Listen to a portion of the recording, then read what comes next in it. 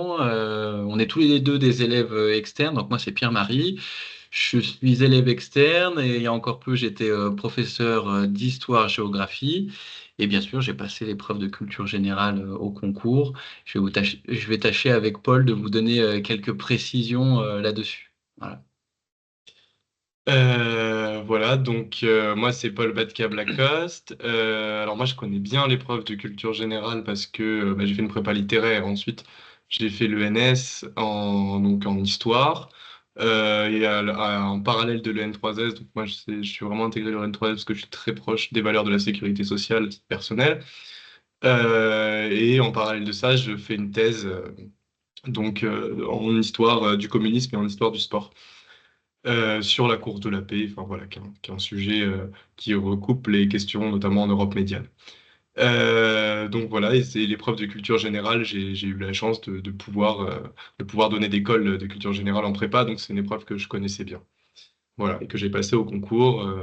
Et d'ailleurs, vous pouvez voir ma copie sur Internet.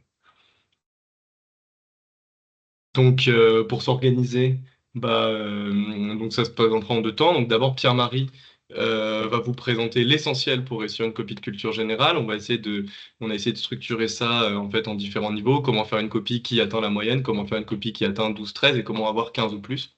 Donc, avec vraiment un peu trois ensembles de briques qui sont en fait des acquis à consolider avec une note qui du coup ira croissant. Et puis moi, comme vous l'avez vu, je vous présenterai donc le sujet sur les valeurs de la République aujourd'hui. On pourra en échanger. Et puis donc à partir du comment on appelle ça? À partir du petit fascicule que du coup je vous ai mis à disposition. Je ne sais pas si vous l'avez tous eu. Sinon, je crois que le lien est sur le dernier lien qui parlait du webinaire. Donc à partir de ça, mais de toute façon, on le projettera. Et ben, on discutera du sujet et puis je répondrai à vos questions. Très bien. On va pouvoir démarrer et entrer dans le vif du sujet. Alors, j'ai vu que des personnes viennent de nous rejoindre. Donc, s'il vous plaît, si vous pouvez penser à garder vos caméras éteintes puisqu'on enregistre cet échange. Donc, merci à vous. Voilà, dans un premier temps, moi, je vais présenter un petit peu la nature de l'épreuve, c'est-à-dire qu'est-ce qu'on met derrière cette épreuve de culture générale. Vous donner des conseils un peu généraux. Premier conseil que je donnerais, c'est que il faut avoir en tête qu'on attend de vous que vous utilisiez quand même des savoirs qui sont divers. Forcément, vous avez un niveau d'expertise dans une ou deux disciplines, peut-être davantage, mais l'idée vraiment de cette épreuve de culture générale, c'est de voir votre faculté à jongler, à mobiliser des disciplines qui sont différentes. Ça peut être de la sociologie, de la philosophie, mais le but, c'est ça, c'est-à-dire de jouer avec différentes disciplines. Donc ça, c'est un premier point assez important, d'essayer d'apporter des grilles de lecture différentes, en fait. La deuxième chose que je vois, c'est en parallèle à ça. Alors, je viens de vous dire effectivement que il faut multiplier ou du moins jouer avec différentes disciplines. Il n'en demeure pas moins qu'il y a des disciplines qui sont assez fondamentales, qui sont obligatoires, on pourrait dire entre guillemets. C'est notamment les disciplines liées à l'histoire et puis la philosophie, notamment pour le début de votre présentation, parce que finalement, le début de votre présentation, il faut connaître les racines du problème qu'on vous livre, en fait. Et donc, effectivement, mobiliser l'histoire, mobiliser la philosophie, pardon, en début de votre argumentaire, je pense que ça va de soi. Euh, ça va montrer en fait que vous n'êtes pas limité à la connaissance de l'actualité par rapport à une question. Ça va montrer aussi de l'humilité parce que vous allez montrer que vous avez conscience que d'autres gens ont pensé à ces sujets-là avant vous. Donc voilà, vous avez du choix dans les disciplines, mais il y a quand même au niveau de l'histoire et de la philosophie des bases, enfin des disciplines bases du moins à mobiliser. Enfin, dans un second temps, les références que vous allez mobiliser, si elles sont originales, c'est tant mieux. Ça va être valorisé. On n'a pas envie, effectivement, enfin, les correcteurs n'auront pas forcément envie de revoir à chaque fois les mêmes références inspirées de manuels. Donc, c'est très bien si vous avez vos références à vous, parce que vous les êtes appropriées en plus, c'est une très bonne chose. Pour autant, Pour autant, on met quand même un petit peu en garde. Effectivement, il y a certains sujets où on va vous attendre sur des références précises. Si vous êtes amené à traiter un sujet qui porte sur le fait religieux en France, effectivement, la loi de 1905 de séparation de l'Église et de l'État, bon, c'est forcément une référence qu'on va attendre. Voilà. Donc, mobiliser l'histoire, la géographie, la philosophie, comme on l'a dit, et puis avoir en tête que sur certains sujets, il y a des références à bien garder. Euh, voilà. Par rapport à l'épreuve, d'autres choses, d'autres conseils un peu généraux que j'aurais à vous livrer, c'est une épreuve longue. Vous avez quand même 5 heures de composition par rapport à cette épreuve. Finalement, c'est l'épreuve la plus longue qu'on vous propose pour entrer à l'EN3S. Et en fait, pour une bonne raison, parce qu'il faut pouvoir vous garder, vous, le temps de circonscrire le sujet, c'est-à-dire de le comprendre dans tout ce qu'il a de plus singulier. En fait, c'est pour ça qu'il dure 5 heures, qu'elle dure 5 heures, cette épreuve, pour que vous ayez vraiment le temps de jouer avec les mots qui sont dans le sujet, les antonymes, les synonymes, essayer de regarder qu'est-ce qui fait vraiment la particularité d'un sujet. Il faut vraiment que vous preniez le temps par rapport à ça. Euh, Toujours sur la gestion du temps, c'est lié à ce que je disais. Sur la gestion du temps, vous avez donc 5 heures. Moi, ça me paraît pas fou si vous passez une demi-heure ou trois quarts d'heure même à bien réfléchir au sujet, et puis, je sais pas, environ trois quarts d'heure, une heure pour réfléchir à un plan avec des références. Vous voyez, je pense que sur ces 5 heures, il faut vraiment prendre le temps au début d'investir, comprendre la singularité du sujet, prendre le temps de la réflexion, pourquoi ce sujet et pas un autre. Vous pouvez même vous poser la question, ce sujet ressemble à celui-ci, ah, mais c'est pas tout à fait la même chose quand même, vous voyez? Et ça va vous permettre de comprendre qu'est-ce que ce sujet a de très particulier. Donc au niveau de la gestion du temps, comme je vous l'ai dit, à peu près 30 minutes de réflexion. On peut concevoir une heure pour ce qui est du plan et des références. Ensuite, à peu près 3 heures de rédaction à proprement parler, ce qui vous permet d'avoir un quart d'heure, 20 minutes sur la fin pour vous relire. Et c'est vrai que ça, il faut y penser. Il faut y penser parce que c'est une épreuve longue, euh, fatigante, où on peut facilement perdre de la lucidité sur la fin. Donc, laissez-vous cette petite marge d'un quart d'heure, 20 minutes pour vous relire et puis corriger des erreurs qui sont de l'étourderie, mais qui n'en demeurent pas moins des erreurs. Voilà. Autre petit conseil que j'aurais à vous donner par rapport à cette épreuve, par rapport au stade où là où vous en êtes de vos révisions, je pense que vous avez déjà des références. Je pense que vous avez des références que vous connaissez déjà bien. À mon avis, étant donné le temps qui vous reste, je pense que ça sert à rien de multiplier ou de rajouter beaucoup de références. Vous avez vos références. Je pense que c'est bien d'essayer de se projeter sur des sujets ou sur des thématiques en ayant en tête, voilà, ces références, je les connais.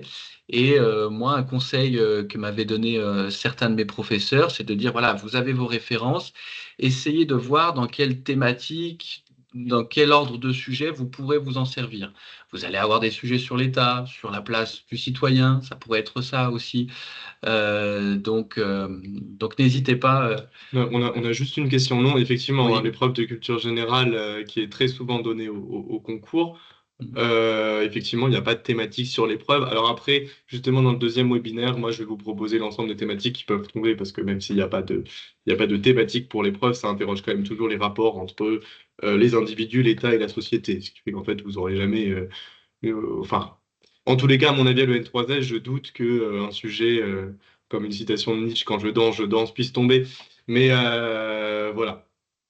C'est quand même des choses qui sont reliées aux affaires publiques et globalement à la pensée de la chose publique. Après, voilà, il y a des thèmes, il y a un manuel de culture générale qui a été fait où vous pouvez retrouver dedans l'ensemble des thèmes, des grands thèmes. Voilà, moi je vais vous faire, dans le deuxième webinaire, on vous fera une liste de l'ensemble des thèmes avec une courte bibliographie pour chacun d'entre eux, qui vous donnera en fait les références clés et puis des références originales en lien avec le monde de la sécu. C'est ce qu'on va faire pour la deuxième partie. Mais effectivement, la difficulté de l'épreuve, c'est qu'il n'y a pas de thématique pour l'épreuve. Mais en même temps, c'est aussi un gros avantage parce que si vous aviez eu un programme, le degré d'exigence sur la connaissance des Bien sûr. références aurait été beaucoup plus important. En fait, par exemple, aujourd'hui à l'INSP, c'est passé sur un programme. Le degré de connaissance de la thématique et le degré d'exigence sur les références est devenu beaucoup plus important. Donc, en fait, avec des références même parcellaires, il n'y a pas moyen d'avoir une super note, on est d'accord, mais il y a quand même moyen de s'en sortir sur une épreuve de culture générale. Ils vous choisiront toujours un thème où tout le monde, c'est le but, hein, c'est pas non plus que ce soit hyper discriminant culturellement. Le but, c'est une épreuve de réflexion. C'est que chacun ait quelque chose vraiment à dire sur le sujet. Vous voyez les sujets qui tombent. L'année dernière, c'était les conflictualités dans les sociétés contemporaines. L'année d'avant, c'était un sujet plus large sur les mutations du travail. Enfin voilà, si vous avez révisé vos questions sociales par ailleurs, qui sont une épreuve obligatoire, vous voyez bien que vous n'êtes pas démunis. Maintenant, c'est pas une épreuve de questions sociales. Effectivement, ça demande de convoquer d'autres champs, comme l'a dit Pierre-Marie. Mais donc non, pas de thématique pour cette épreuve, pas de programme. C'est ce qui fait sa beauté aussi, et c'est ce qui fait aussi votre marge d'originalité et de manœuvre, ce qui va faire grimper votre note. Ouais, tout à fait. Ouais, il y a pas de thématique. Ce que je voulais dire, c'est il y a des types de sujets plutôt. Voilà, il y a des groupes de sujets. Et le fait de dire que lorsque vous avez vos références qui sont déjà, voilà, que vous connaissez, essayez de regarder voilà, comment vous pourriez vous en servir aussi de ces références. Ça peut vous faire gagner du temps aussi le jour de l'épreuve. Je continue un petit peu sur les conseils généraux que j'aurais à vous donner. Ce qu'il faut à tout prix éviter, effectivement, c'est de plaquer certaines connaissances. C'est en lien avec ce que je vous disais tout à l'heure, quand je vous disais qu'effectivement, chaque sujet est spécifique, qu'il a sa singularité. Effectivement, pour les correcteurs, voir que, je veux dire, ça se voit s'il y a certains passages ou certains paragraphes qui sont un peu pas tout à fait, vous voyez, qui collent pas à 100% avec le sujet, où on sent que le candidat peut-être a un peu forcé, il avait ses connaissances, il avait un enchaînement bien établi, qu'il avait appris, et il s'est dit, bah voilà, avec ce sujet, peut-être que ça pourrait marcher. Vraiment essayer de jouer le jeu. De la réflexion du sujet et d'essayer voilà de ne pas vouloir placer certains paragraphes ou certains enchaînements d'idées parce que ce qui sera valorisé de toute façon, c'est votre réflexion. Donc essayez de, enfin, c'est un petit Mm. peu le danger, c'est que parfois on a des enchaînements, voilà, qu'on maîtrise, qui nous parlent, et faut pas que ça prenne le pas sur la compréhension du sujet. Voilà. Ça veut dire deux choses. Ça veut dire, c'est toujours, après moi je suis le premier à le faire, mais c'est toujours une mauvaise idée de regarder, de bachoter énormément la veille, voire de faire une nuit blanche, parce que d'expérience, vous allez plaquer ce que vous venez juste d'apprendre. Ouais. Donc voilà, si vraiment vous avez le temps, etc., de composer votre fascicule de référence, de l'apprendre, etc., surtout ne le révisez pas la veille. Si vous n'avez pas le temps, bah, révisez la veille, parce que voilà, c'est comme ça. Deuxième chose, il faut vraiment que les mots, la petite astuce, il faut vraiment que les mots du sujet transparaissent dans l'intégralité de la copie. C'est-à-dire qu'en fait, on retrouve les mots du sujet, pas seulement dans votre problématique, parce que justement, il faut le reformuler, mais dans votre plan, et puis bien sûr dans vos titres, de manière générale. Donc voilà, et puis dans vos transitions. Parce que ça, c'est un moment aussi où on va vous attendre, les transitions. Donc on doit revoir les mots arrivés, qu'est-ce qui fait, bah, par exemple, on le verra tout à l'heure, mais sur les valeurs de la République aujourd'hui, qu'est-ce qui fait qu'aujourd'hui, pourquoi on a rajouté ce mot d'aujourd'hui? Voilà. Donc aujourd'hui, par exemple, c'est quelque chose qu'on retrouve très bien, qui colle très bien, ou dans les sociétés contemporaines, qui colle très bien à une transition. Parce qu'en gros, vous allez dans votre grand 1 expliquer euh, l'origine, la genèse du problème, etc. Et puis, tiens, la transition, ah ouais, mais ce problème, il a changé. Pourquoi? Bah, parce qu'on est aujourd'hui. Donc là, ah oui, il a réfléchi au sujet, il a remis le truc, etc.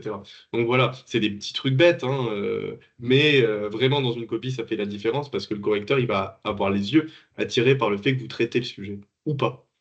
Mm. Et quand vous le traitez pas, ça se voit. Parce que quand vous utilisez un mot pour un autre, par exemple, si vous remplacez les valeurs de la République par laïcité, ce qui serait tentant, Mm. mais ce qui n'est pas du tout le sujet.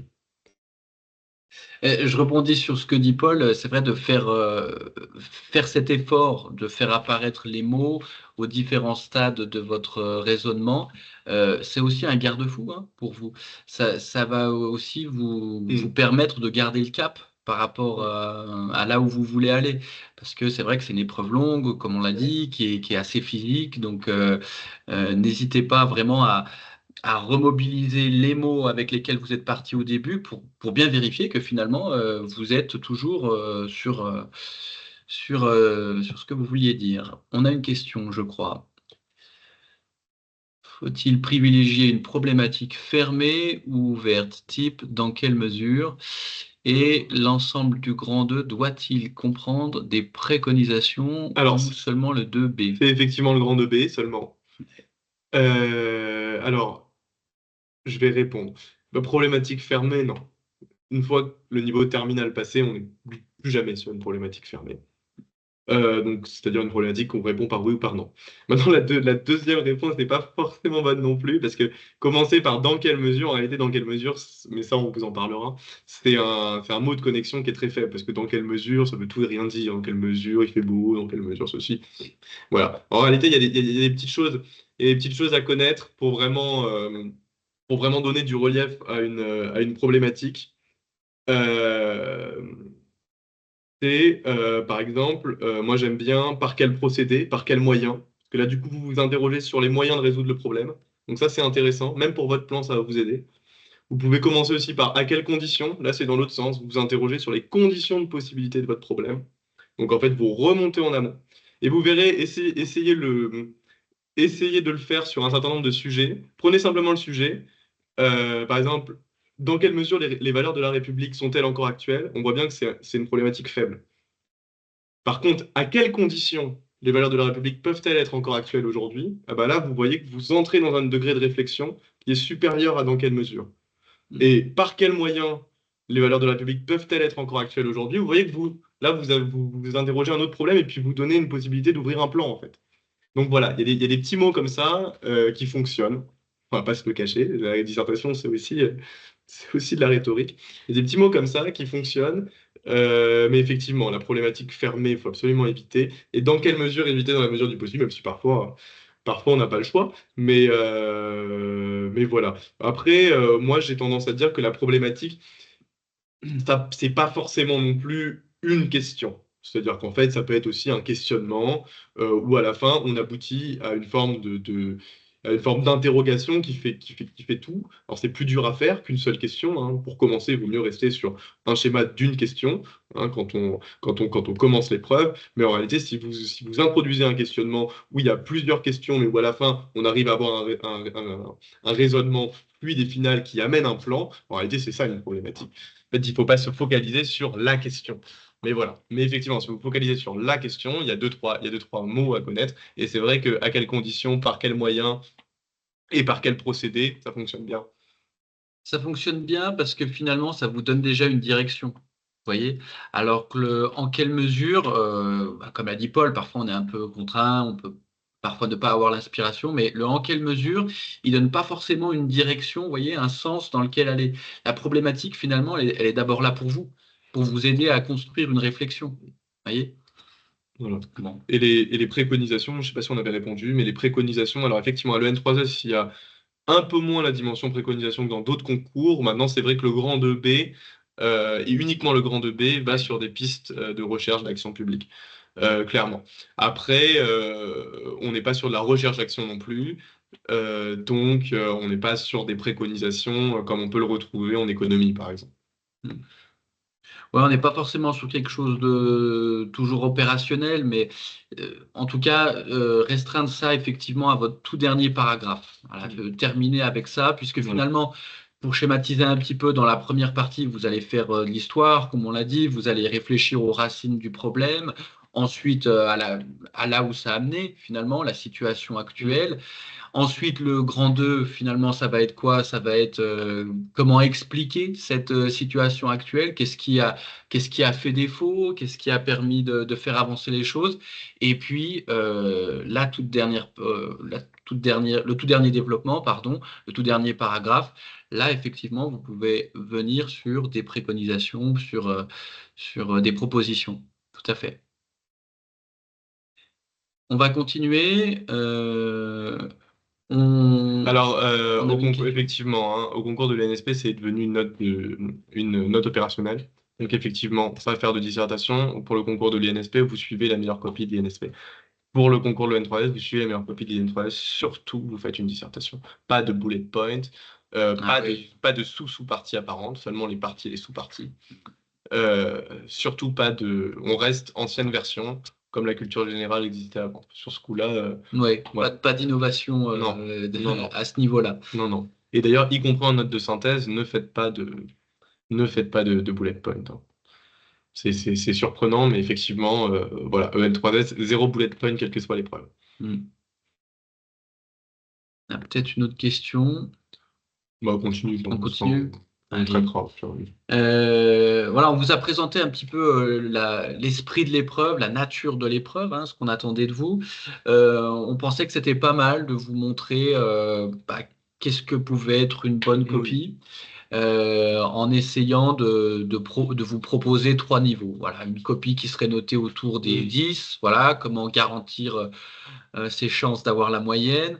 Ensuite, une copie qui serait plutôt autour des 12, 13, et qu'est-ce qu'il faut comme élément pour obtenir une bonne note, c'est-à-dire au moins 15. Voilà.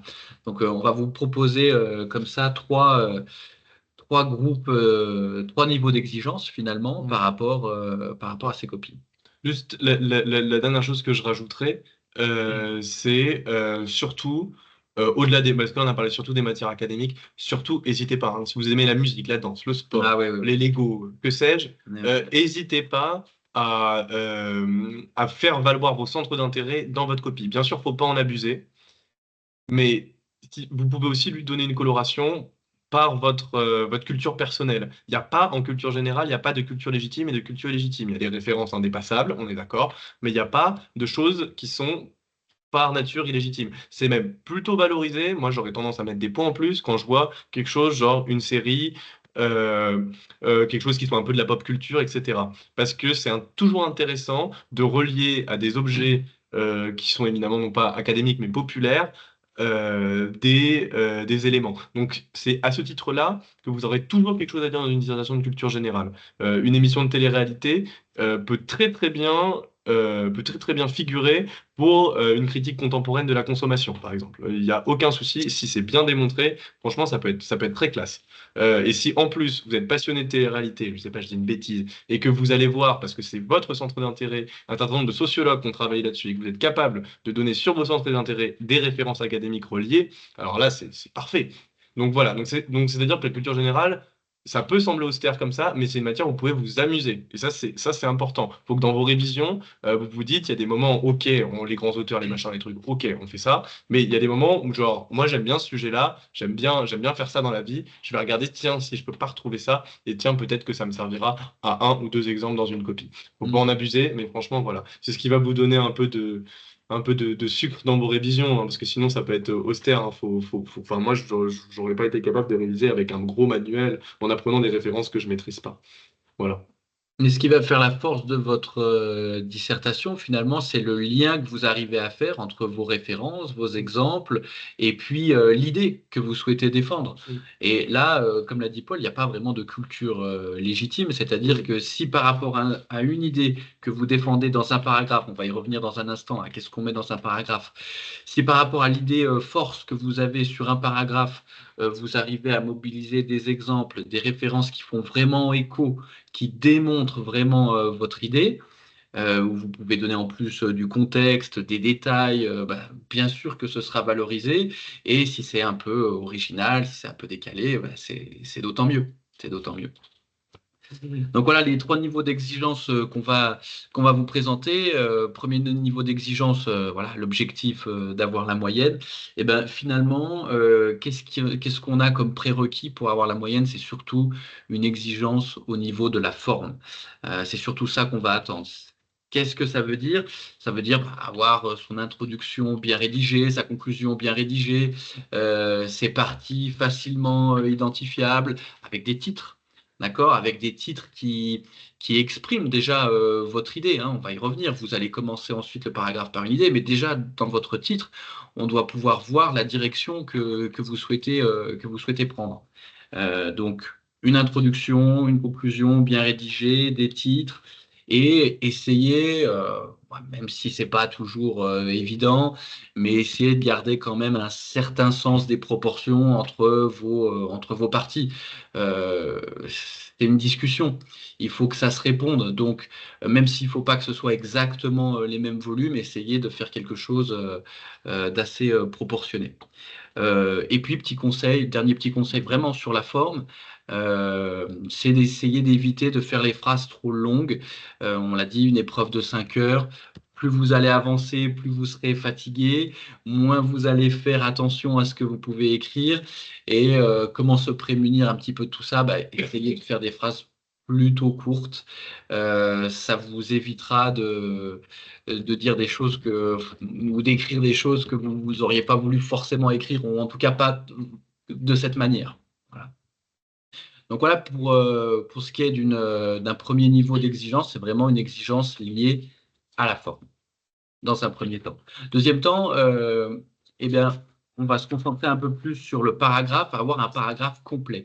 Qu'est-ce que ça veut dire un paragraphe complet? Par quoi je commence un paragraphe? Qu'est-ce que je mets dedans? Un paragraphe complet, à mon sens, c'est d'abord commencer par une idée force, comme on le disait un petit peu tout à l'heure, c'est-à-dire d'emblée commencer avec l'idée que vous allez vouloir défendre, première chose, et puis vous allez ensuite l'appuyer sur des références.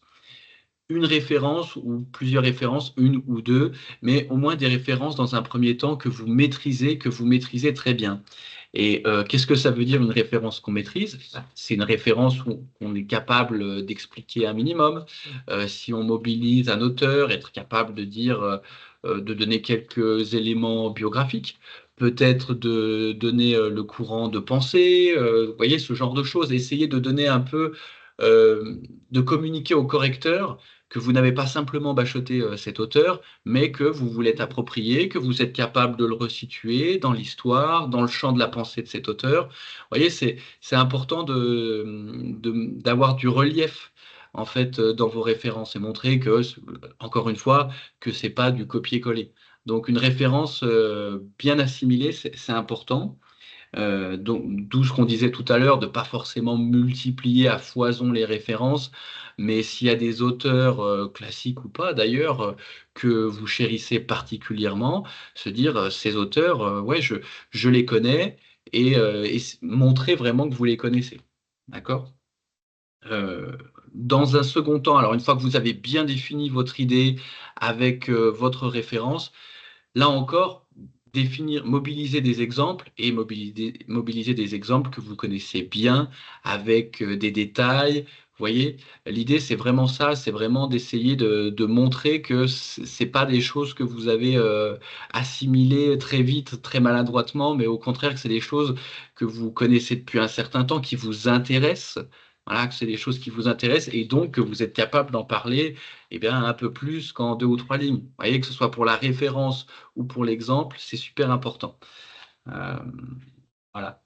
Ensuite, ce qu'il y a aussi d'important par rapport, tu voulais rajouter quelque chose par rapport à ça, non? Non, non. Non. Ce qu'il y a aussi d'important par rapport à ce niveau d'exigence, donc autour de 12-13, c'est effectivement l'importance des transitions. C'est-à-dire que la transition, ça va être le moment en fait où vous allez montrer la progression de votre réflexion. Parce que finalement, une dissertation, c'est ça.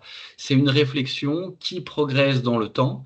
Et dans vos transitions, eh bien, vous montrez finalement ce que vous venez de voir, vers quelle direction ça nous mène. Donc, vous voyez, faut arriver à montrer un petit peu de direction, un petit peu de dynamisme par rapport à votre copie.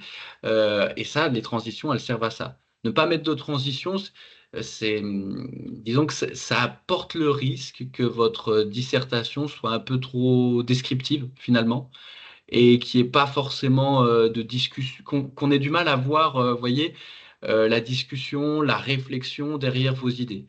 Et en plus, alors ça c'est pour le correcteur, hein, effectivement, il va voir la fluidité de votre pensée, mais pour vous, ça, encore une fois, ça va vous aider à bien rester dans la direction que vous avez empruntée. Bien. Voilà pour ce qui est d'une copie autour des 12-13. Juste sur la structuration du paragraphe, Ouais. sur la structuration d'un paragraphe. Alors, je vais répondre en même temps sur les chapeaux et tout ça. Parce qu'en fait, c'est la même question que les titres apparents. À partir du moment où vous avez des titres apparents, ça ne sert à rien de mettre des chapeaux. Vous mettez des chapeaux dans les vraies dissertations où il n'y a pas de titre apparent et où du coup vous rappelez en fait le titre de la partie, ce que vous allez démontrer. Mais quand il y a des titres apparents, vous n'allez pas en plus mettre un chapeau. Non seulement vous perdez du temps, mais en plus c'est redondant. Donc effectivement, il n'y a pas de chapeau, ils sont pas obligatoires, ils sont même pas recommandés. Et ça rejoint ce que je voulais dire. Du coup, quand vous attaquez votre, votre partie, donc vous avez votre titre apparent, vous avez votre sous-titre apparent, et ensuite vous attaquez par une idée qui va répondre à votre sous-titre. Donc vous commencez donc par l'idée forte, en une phrase, claire, précise, teintée. En vrai, c'est là, c'est ce qu'on va lire. On va lire la première phrase. Ensuite, éventuellement, là on parle du paragraphe parfait, hein. Dans les faits, on s'adapte toujours, etc. Ensuite, en deux phrases, trois phrases, vous développez, en lien avec cette idée, une référence théorique. Et à la fin, vous illustrez d'un exemple, en pareil, trois phrases.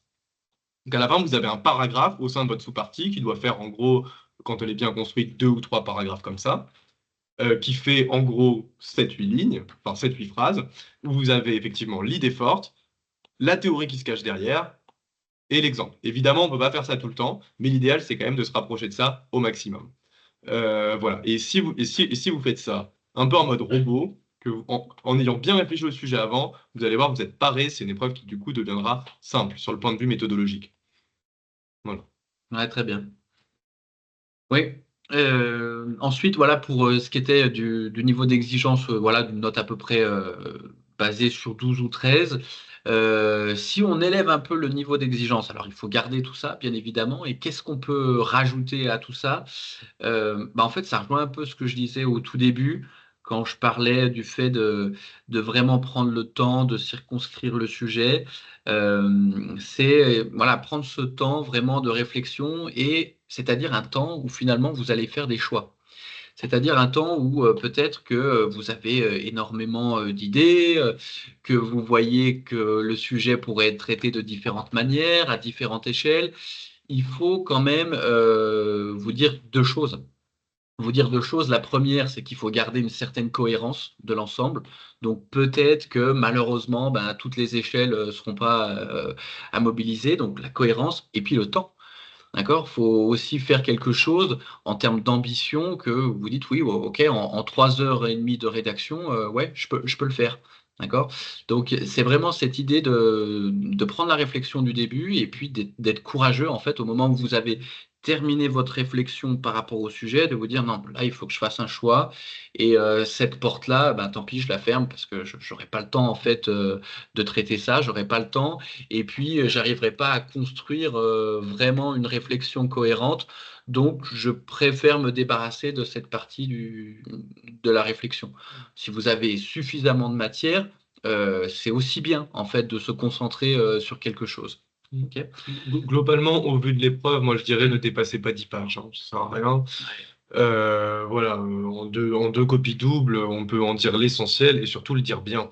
Il vaut mieux de la qualité plutôt que du brodage. Alors après, tout dépend encore une fois de la note qu'on vise. Effectivement, si on veut vraiment essayer de choper la moyenne 10-11, là c'est bien de broder. Faut y aller, faut pas hésiter, faut être carré sur la forme. Et enfin, de toute façon, voilà, vous n'aurez pas le choix que. Mais vraiment, pour essayer d'avoir une bonne note et de faire un truc bien carré, 8-9 pages, c'est bien.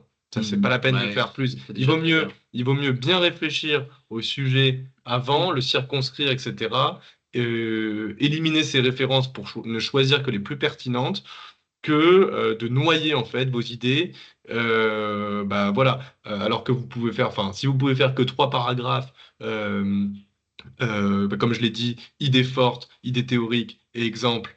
et que le quatrième paragraphe, vous avez vite fait une idée théorique, d'ailleurs vous savez pas très bien quel argument c'est, mais vous savez que Ouais. vous voulez le ranger là, mais juste parce que vous l'avez vu hier soir et que vous avez lu l'auteur, machin, ça vous pouvez l'enlever. En fait, d'une part, ça vous fera gagner du temps, et d'autre part, ça va gagner de la clarté dans votre copie. Et ça, c'est ce qui est le plus important, parce qu'un correcteur, il passe 5 minutes sur votre copie, il passera pas plus de temps, même si c'est passionnant, hein, mais voilà, il passera pas plus que 5 minutes parce qu'il est payé à la copie, et s'il veut être rentable, voilà.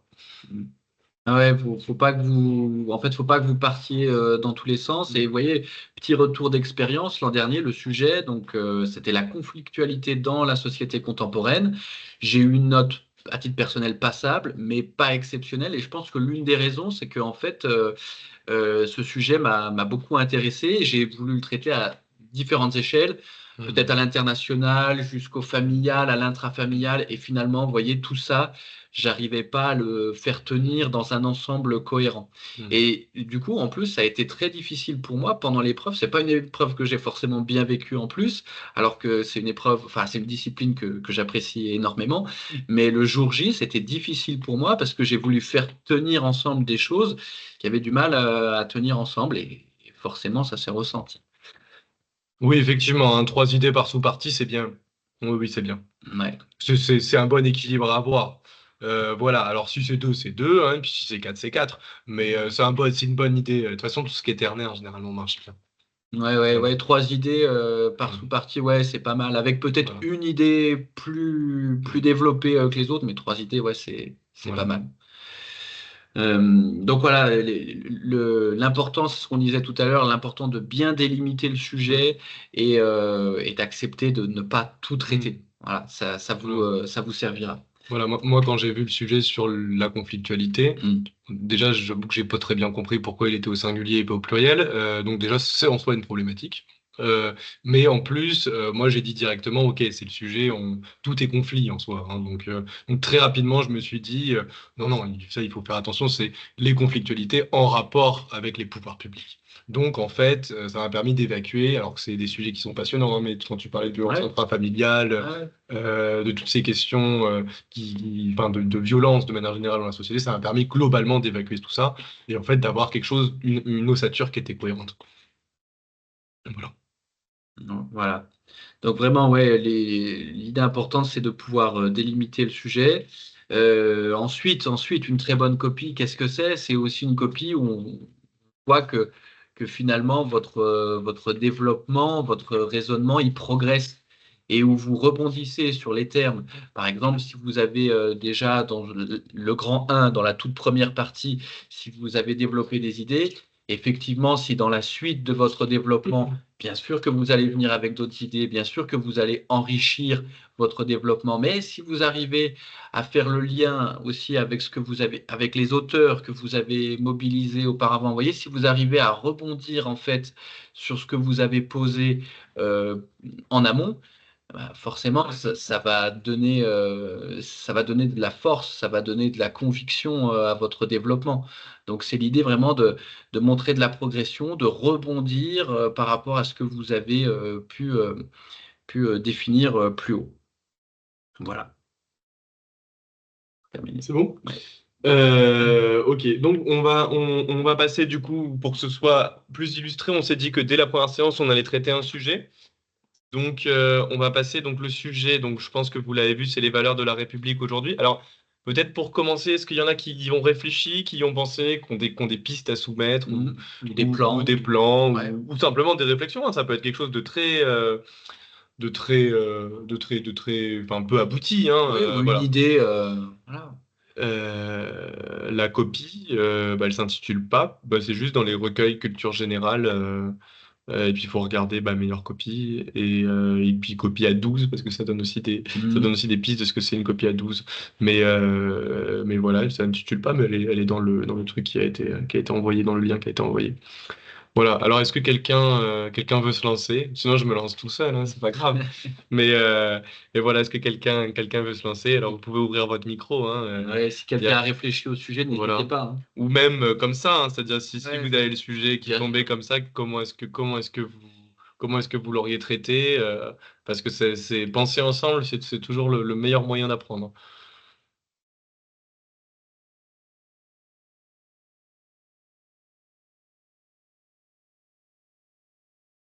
Ça va être pour toi, Paul, je pense. Ouais, c'est vrai. Bon, allez. Bon, bah, je me lance. Bon, sur les valeurs de la République aujourd'hui, alors, on vous a donné ce sujet parce que, bah, déjà, le premier tronc commun dans lequel vous vous lancez à l'EN3S, c'est les valeurs de la République. C'est quelque chose qui est très à la mode. Bon, mais le problème, j'ai aussi voulu donner ce sujet parce que le problème, c'est que j'ai l'impression que, y compris parmi les décideurs publics, aujourd'hui, plus personne ne sait très bien ce que ça veut dire, les valeurs de la République. Même si le mot est un peu employé à tout bout de champ. Et ça, je veux dire, c'est une perception que vous avez tous, parce que vous devez écouter, même si c'est d'une oreille très distraite, les chaînes d'information en continu. Et puis vous voyez qu'il est sans cesse question de se conformer à l'idéal républicain, affirmer les valeurs de la République, etc. Mais qu'est-ce que ça veut dire finalement?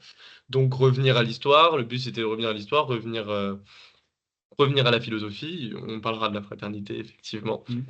Revenir à l'histoire, revenir à la philosophie, mais effectivement, la devise, c'est une super idée. C'est effectivement, il ne faut pas partir au-delà de ça. Les valeurs de la République, il y en a trois, c'est liberté, égalité, fraternité. Et elles ont été... oui, exactement, historiquement, la devise a pu changer.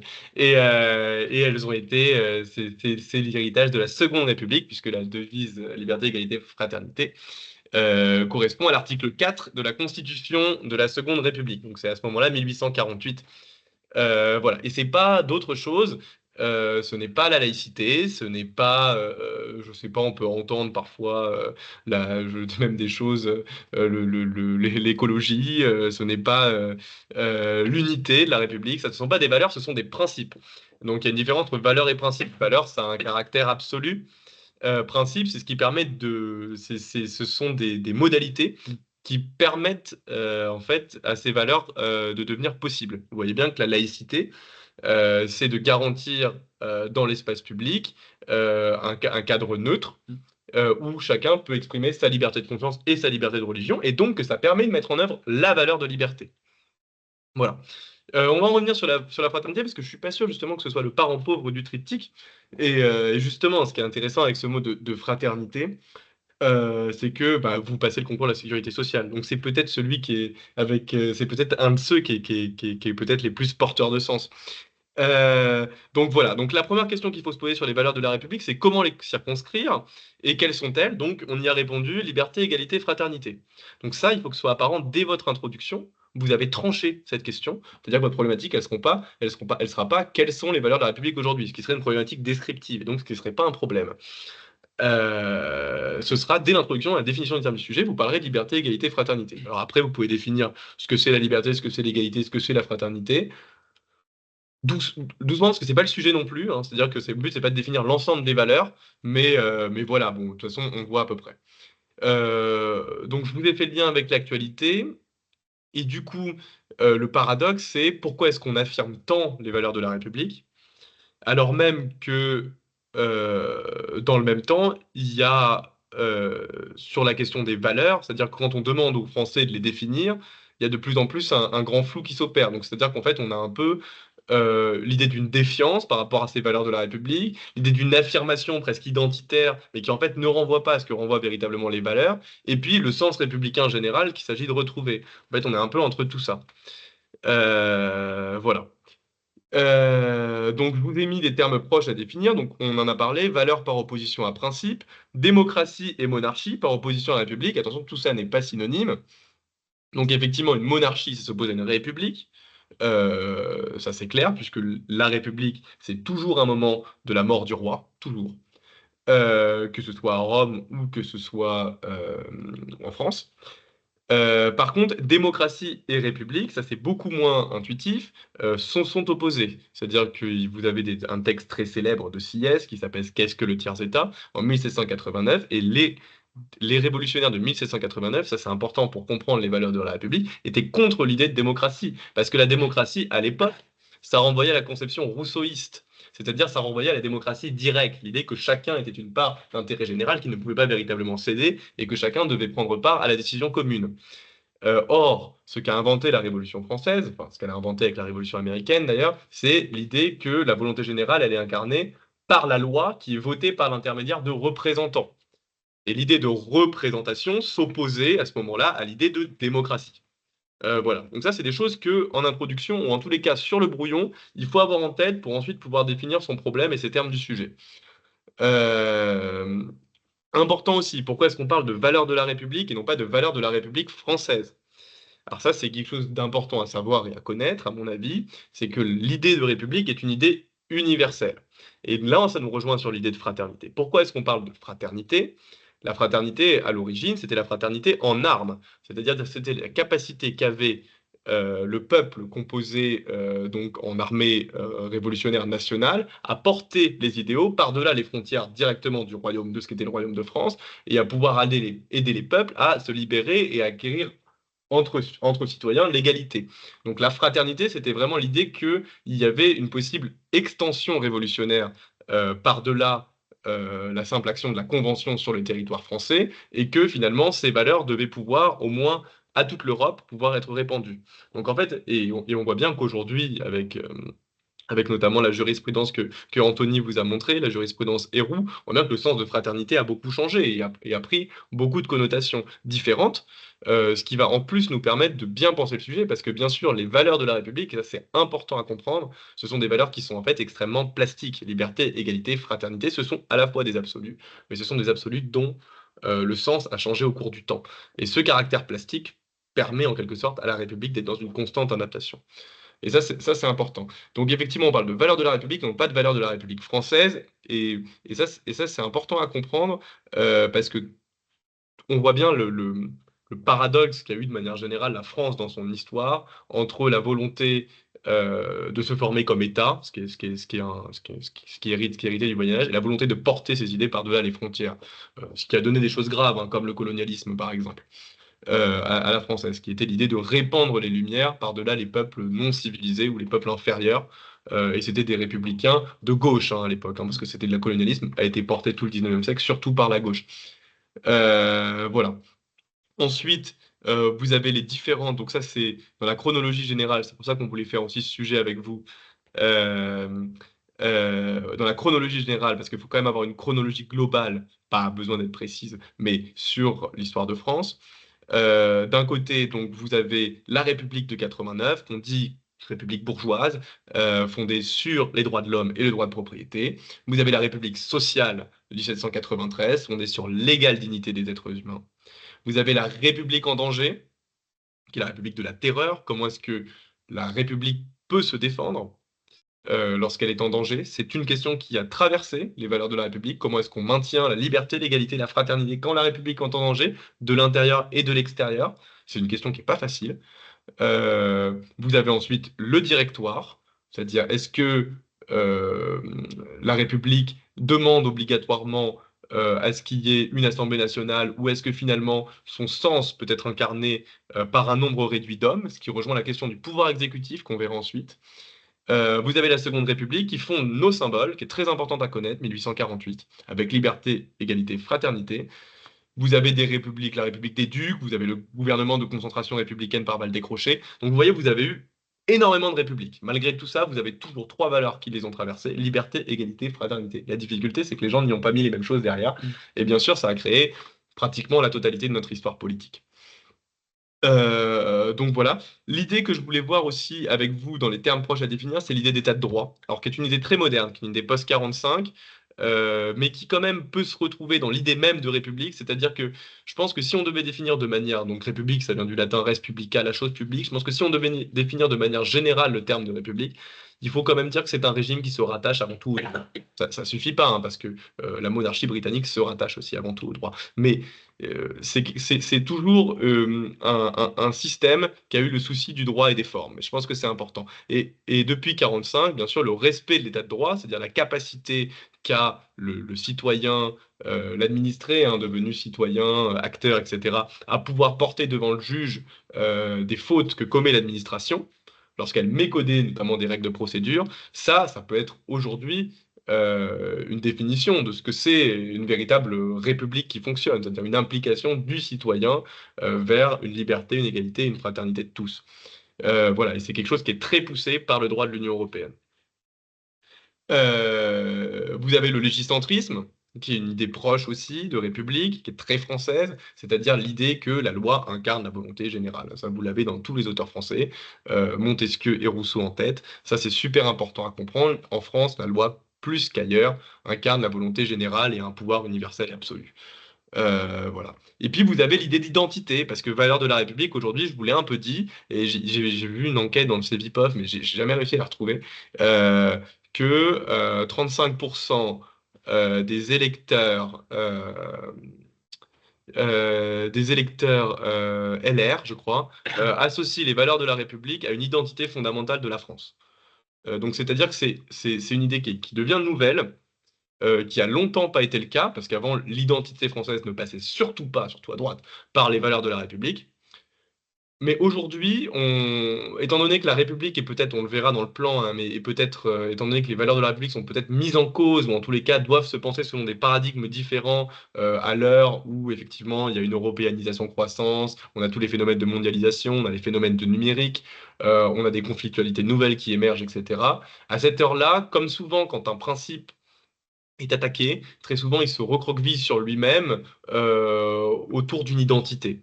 Et est-ce que l'identité républicaine aujourd'hui, d'ouverte qu'elle était, je vous ai parlé de cette plasticité, etc., est-ce qu'elle n'est pas en train de se recroqueviller sur elle-même? Ça peut poser en tous les cas un certain nombre de questions. Euh, donc voilà, donc je vous ai mis ensuite le discours de la BCS pour vous montrer la différence, notamment entre démocratie, enfin, l'importance du légiscentrisme et puis la différence entre démocratie et puis l'importance de se doter de représentants. Donc les références clés, donc si vous avez des connaissances en histoire antique, c'est une bonne chose, Athènes et Rome. La République de Jean Bodin, donc qui date du XVIe siècle, demeure un livre indispensable, hein, puisque la République, donc c'est avant tout une théorie de la souveraineté, hein, on n'est pas du tout sur les valeurs de la République au sens moderne, et c'est-à-dire qu'il définit comme la puissance de donner et de casser la loi. Donc voilà. Mais ce qui est intéressant chez Jean Bodin, c'est que derrière cette idée de souveraineté, il y a l'idée de droit naturel. Et ça, je pense que c'est une idée fondamentale à mettre en œuvre en introduction sur la République. C'est-à-dire que derrière l'idée de République, il y a l'idée de vertu, il y a l'idée que c'est le meilleur des régimes, en fait. Il y a cette idée-là. Il y a l'idée qu'on veut créer un régime idéal. La République de Platon, c'est quoi? C'est la volonté de créer un régime idéal.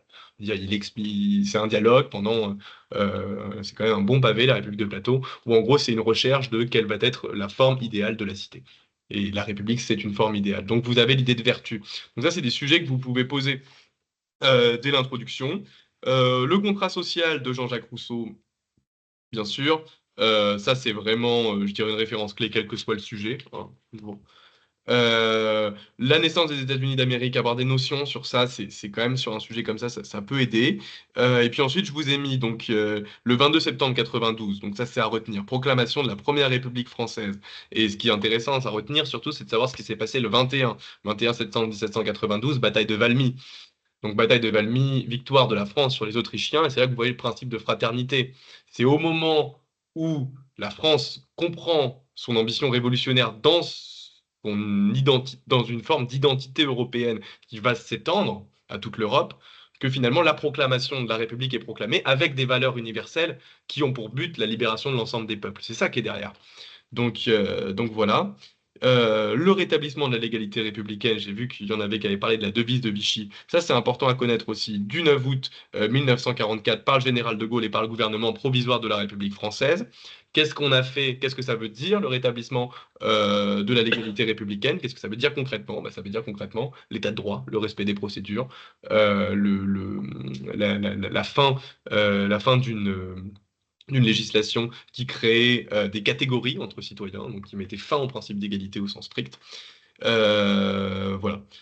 Et ensuite, c'est un sujet qu'on vous a donné, donc là je vais passer vite, mais c'est un sujet qu'on vous a donné, je vous ai mis tous les articles de la Constitution, donc de 1958, et ceux qui ont été révisés depuis, qui sont importants pour traiter notre sujet. Je pense que c'est toujours important dans un sujet, alors ça dépend quel sujet bien sûr, mais dans un sujet comme ça, de citer la Constitution. C'est vraiment la source primaire. Voilà. Alors, si vous pouvez même citer celle de 89 et 93, alors, ça sera très très bien. Mais voilà. Et par rapport à ce que je vous disais, Vous voyez, pour vous dire qu'on ne parle pas de la République française, mais on parle les valeurs de la République. Vous avez l'article 87, la République participe au développement de la solidarité et de la coopération entre les États et les peuples ayant le français en partage. Donc voilà, vous voyez qu'il y a, avec l'idée de francophonie, il y a encore cette idée que les valeurs de la République sont les valeurs historiques de la Révolution française, qui ont pour but d'être déployées dans le monde, en tous les cas francophone. Voilà. Donc je vous ai donné ensuite des exemples de phrases d'accroche qui permettent en fait d'arriver assez facilement au paradoxe que je vous ai soulevé. Donc des phrases d'accroche de différentes natures. Là, j'ai essayé de faire des phrases d'accroche qui justement sortaient un petit peu de l'histoire et de la philosophie, parce que là, je vous parle bien sûr beaucoup d'histoire et de philosophie, parce que c'est le cœur, c'est la base, et puis c'est souvent ce qu'il y a, enfin, ce qui est le plus dur à inventer, si on peut dire, hein, en quelque sorte. Donc les phrases d'accroche, je vous ai mis des choses très concrètes sur donc la diffusion du kit valeurs de la République et la laïcité par la NCT, donc qui est une vraie politique publique, hein, à destination des territoires et des quartiers prioritaires de la ville notamment. Donc le but, c'est vraiment d'avoir une formation commune. Moi, j'ai été formateur PRL. Le but, c'est de donner une culture commune et une formation commune sur des sujets qui sont avant tout des sujets juridiques, faut le dire, à toutes les personnes relais, et tous les élus, les membres des associations, etc., pour en fait, non pas pouvoir faire front commun, parce que c'est pas long, mais en tous les cas, qu'on puisse parler le même langage et qu'on puisse, quand on rencontre des problématiques, pouvoir avoir une culture en commun qui, du coup, que cette formation de socle de base permet de donner. Encore plus d'actualité, et puis très EN3S, hein, l'ensemble des écoles du service public a un tronc commun aujourd'hui, donc il y a un module sur les valeurs de la République, donc voilà, et puis vous avez un peu la même idée, qui est d'essayer de créer une culture commune, de revenir à ce que c'est, hein, de revenir au terme, parce que, encore une fois, je crois vraiment que le fait identitaire aujourd'hui sur les valeurs de la République dilue beaucoup, hein, ce que ça veut dire. Euh, donc le troisième truc, donc un sondage, ça c'est toujours utile, hein. Si vous avez des chiffres, des sondages, alors moi je vous conseille le Cevipof, en général ça marche bien parce que c'est scientifique, etc. Regardez les instituts statistiques de Sciences Po. Globalement, il y en a surtout sur beaucoup de choses. Si vous pouvez retenir, comme vous le faites en questions sociales, des chiffres sur un certain nombre de sujets de société, en termes de phrases d'accroche, souvent c'est pas mal et ça claque, et puis ça permet de filer assez facilement une idée. Et puis effectivement, voilà, donc vous avez eu la jurisprudence en- dans le chat, mais effectivement, il y a cet arrêt célèbre du Conseil d'État de 2019 qui donne à la devise nationale sa pleine et entière validité juridique, en reconnaissant le principe de fraternité, qui était en fait, donc Cédric Héroux, c'est un militant associatif, hein, qui donnait à manger et l'hébergement à des personnes qui étaient entrées clandestinement sur le territoire, et donc qui, dès qu'elles étaient entrées clandestinement, en fait, les aider, et puis essayer simplement que les personnes soient dans une situation de dignité. Et le Conseil d'État a dit qu'au nom du principe de fraternité, l'action de Cédric Héroux était légale, et que l'ensemble des mesures que l'administration avait prises contre lui étaient du coup illégales. Et ce qui est intéressant, et donc là, ça vous amène au cœur du sujet, ce qui est intéressant, c'est la souplesse juridique qu'il y a autour des valeurs de la République, c'est-à-dire que même notre devise nationale peut donner lieu à du droit dur et peut constituer une défense pour des citoyens contre une action administrative. Donc ça, c'est quelque chose donc ça, c'est quelque chose qui est intéressant, cette souplesse. Ça va très loin, hein. Il me semble que dans le préambule de 46, il y a quelque chose sur les peuples libérés du nazisme, etc. Il me semble que dans les arrêts du Conseil d'État, ce préambule de 46 est précisément cette expression, le fait que nous soyons des peuples libres ayant fait face à la tyrannie, etc., ayant voulu reconstruire un monde libre après la barbarie qu'il a connue du nazisme. Il me semble que ça a été utilisé dans des jurisprudences. Donc en fait, voilà, vous voyez que les valeurs de la République de liberté, d'égalité et de fraternité euh, ne sont pas simplement des étendards, mais en fait, peuvent avoir un sens juridique précis. Il ne faut pas oublier que c'est un sujet de droit derrière, même si bien sûr là on le traite en mode culture générale. Voilà. Et donc, la problématisation que je vous propose, donc effectivement, on va retrouver le tips que je vous ai donné tout à l'heure. Face à un sentiment croissant de distance des citoyens entre l'ambition universaliste républicaine et sa réalisation au quotidien, à quelles conditions l'affirmation des valeurs républicaines de liberté, égalité, fraternité conserve-t-elle sa pertinence aujourd'hui? Vous voyez, dans la problématique, je cite liberté, égalité, fraternité, c'est les valeurs que j'ai définies dans mes termes du sujet. Je parle d'ambition universaliste républicaine puisque je vous en ai parlé avant avec l'idée d'une république en partage, etc. Et la réalisation au quotidien, bah, vous voyez, dans les phrases d'accroche, ça va vous permettre de mettre assez facilement la tension en fait entre que pensent les gens, pourquoi on a besoin de mettre en œuvre un certain nombre d'outils alors que si c'était évident, bah non. Et puis, la souplesse, mais qui en même temps montre que c'est seulement en 2018 qu'on reconnaît le principe de fraternité. Donc, qu'est-ce que tout ça veut vraiment dire? Donc voilà, vous voyez bien qu'il y a une problématique, il y a une problématique autour de ça, autour de la pertinence. Qu'est-ce que ça veut dire les valeurs de la République aujourd'hui et dans le monde actuel dans lequel on vit. Voilà. Avec nos missions. Donc, je vais aller vite sur le reste. L'idéal, ce serait que si vous avez des questions, vous me les posez sur le chat, comme ça je vous y réponds. Je vais simplement commenter mon plan, maintenant qu'on a vu les principaux sujets. Donc, en grand 1, vous voyez, je rappelle l'histoire, la philosophie. Et moi, c'est un plan que j'aime bien de manière générale, celui-là, parce que en grand 1, vous faites en gros en grand 1A, vous faites en gros ce qui est évident, le cas évident, et puis l'origine du problème. En grand 1B, vous faites l'origine du problème aussi, mais pourquoi dès l'origine ça a posé question? C'est-à-dire qu'en gros, très souvent sur les sujets comme ça, bah, je vais vous l'illustrer après, mais très souvent sur les sujets comme ça, la thèse en elle-même contient un peu son antithèse. C'est-à-dire que très rapidement, y compris à l'époque de la Révolution, il y avait déjà des gens qui avaient pensé en mode ah oui, mais si vous dites ça, bah, en fait, voilà. Donc, on a une première question où on nous demande si reformuler Le le sujet sujet n'est pas n'est pas obligatoire. Bah, du coup, obligatoire. les valeurs de la République aujourd'hui, pour le coup, j'ai quand même une problématique qui fait 3 lignes, donc je l'ai quand même un peu reformulée. Face à un sentiment de croissance, et puis j'ai pas dit valeurs de la République, j'ai dit valeurs républicaines de liberté, égalité, fraternité. J'ai remplacé aujourd'hui par difficile, par est-ce que ça conserve sa pertinence? Et puis sur les valeurs de la République en tant que telle, il y a quand même l'idée d'ambition universaliste qui vient d'arriver. Donc en fait, le but, c'est de rajouter un certain nombre de concepts. Il y a le concept de citoyen aussi, qui est dans la problématique. Donc voilà, le but, c'est de l'enrichir, le sujet. Donc évidemment, il faut le reformuler à partir des différentes nuances entre les termes du musée que j'ai présentés. Euh, donc voilà, donc ce que je disais donc en grand 1, donc les valeurs de la République, les valeurs républicaines fondées sur l'idéalisme des Lumières et de la Révolution française sont en constante tension avec leur impossible réalisation dans le monde.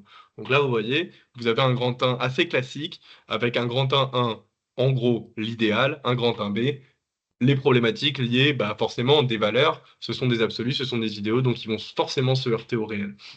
Donc, grand 1A, la République se fonde sur les valeurs cardinales de liberté, égalité, fraternité, pour les raisons que je vous ai expliquées plus tôt, dont l'accomplissement est garanti par la loi. Donc là, je vous ai dit, là, on retrouve la BCS, hein, c'est-à-dire qu'en fait, les éléments que vous n'avez pas mis dans l'introduction, en grand 1A, souvent, on va les retrouver. Donc en fait, ce travail vraiment de décortiquage est super important, parce que non seulement il vous aide pour l'intro, pour bien poser le sujet, mais en plus, il vous aide pour après, ainsi que par l'accès à l'éducation. Là, je rajoute une nouvelle dimension, qui est bien sûr l'éducation de tous, qui est au cœur du projet républicain, probablement depuis sa création. Vous vous souvenez des hussards noirs de la République de Charles Péguy. Donc, je vous ai rappelé les grandes lois républicaines. Alors, celles-là, il faut vraiment les connaître toutes. Surtout, loi sur la liberté de presse et restriction des fausses nouvelles. Très, très à la mode, celle-là. Loi du 29 juillet 1881. Et vous avez tout dans cette loi. Dans cette loi, vous avez tout. Vous avez Hanouna, vous avez CNews, vous avez tout. Pourquoi est-ce qu'on ne peut pas dire ça? Pourquoi est-ce que on doit maintenir un pluralisme audiovisuel? D'ailleurs, c'est l'article 4 de la Constitution. Et pourquoi est-ce que tout ça se fond dans une légalité républicaine qui finalement existe depuis le 19e siècle? La loi, elle garantit la liberté, elle garantit les valeurs, mais elle n'est jamais elle pose un cadre à ces valeurs. Elle est toujours là pour poser un cadre des valeurs, c'est-à-dire que ces valeurs ne sont pas des absolus en tant que telles dans leur réalisation par la société. La liberté, c'est pas la liberté de faire ce que je veux, c'est la liberté encadrée par la loi. Donc voilà, et vous avez et la lecture de cette loi, elle peut être utile dans le cadre d'une dissertation de culture générale, parce que vraiment, je vois bien quelque chose tomber sur tout ce qui est l'opinion publique, la liberté d'expression. Enfin, c'est des sujets qui sont très à La la vie mode, hein. citoyen. Voilà, Ouais. des sujets qui sont très à la mode, hein, Ouais, ouais. liberté d'expression, tout ça, on en entend en long, en large, en travers. Vraiment, cette loi, je vous conseille d'en lire les principaux articles, et vous verrez qu'effectivement, cette loi garantit la liberté de presse, garantit la liberté d'expression. Euh, alors, il est sur le lien, en fait, le dernier. Alors, pardon, je réponds juste à la question. En fait, le corrigé, je ne sais pas si vous l'avez tous sous les yeux, on a mis un lien dans le dernier rappel de webinaire. Voilà, ça doit être un sujet, ça doit faire 5 pages. Mais pas de souci, je l'avais pas précisé. Donc cette loi sur la liberté d'expression et la restriction des fausses nouvelles, je vous conseille de la lire parce que ça vous montre à la fois le principe, c'est-à-dire la volonté de faire vivre l'absolu, donc c'est-à-dire la liberté d'expression, et l'ensemble des restrictions, c'est-à-dire qu'en fait la liberté d'expression ne peut pas exister à partir du moment où la presse dit des choses fausses. Donc voilà. Et dit des choses fausses consciemment. Et c'est encore plus intéressant quand vous voyez aujourd'hui, bon, on avance là dans le collet, mais c'est quand c'est pour des intérêts privés. Et là, vous voyez bien qu'aujourd'hui, il y a un problème qui se pose par rapport à l'acuité des valeurs de la République. Alors, ensuite, un texte de Benjamin Constant. Je vous l'ai mis aussi dans le corrigé. De la force du gouvernement actuel et de la nécessité de s'y rallier. Alors moi j'aime bien Benjamin Constant parce que c'est souvent quelqu'un qui a tout dit. Ça fait partie de ces auteurs, vous savez, qui sont tellement républicains qu'en fait ils ont tout dit. Et donc lui il parle du rôle crucial de l'éducation pour l'édification d'une culture républicaine, ce qu'on trouvera ensuite sous la Troisième République avec les lois Ferry, etc. etc. Mais il y a plein de manières de penser cette même idée.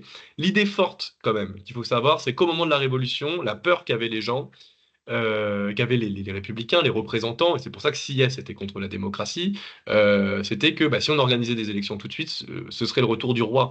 Parce que les personnes, dans l'esprit républicain, n'ayant pas été assez instruites à l'apprentissage des libertés, notamment, et à l'apprentissage de l'esprit libre, et ben, elles voudraient revenir vers vers leurs anciennes habitudes et leurs anciennes coutumes, parce que ça a été une période c'était une période de révolution. Donc pour les habitudes et pour les personnes, ça a été une période de bouleversement fondamental. Les personnes, elles aspirent forcément à l'ordre et à une forme de tranquillité. Et ce que disaient les républicains, c'est qu'on a besoin, pour organiser des élections et pour qu'il y ait une véritable démocratie, et c'est pour ça que la démocratie était un idéal, on a besoin d'éducation, et de l'éducation républicaine pour tous. Mais qu'en attendant, on devait confisquer, par l'intermédiaire de représentants, la liberté, l'égalité et la fraternité. Ensuite, vous avez l'idée de République comme mouvement. Alors ça, je crois que c'est quelque chose d'important. Ça va avec les valeurs plastiques de la République, liberté, égalité, fraternité. Ça a été l'idée assez classique que de plus en plus de personnes ont été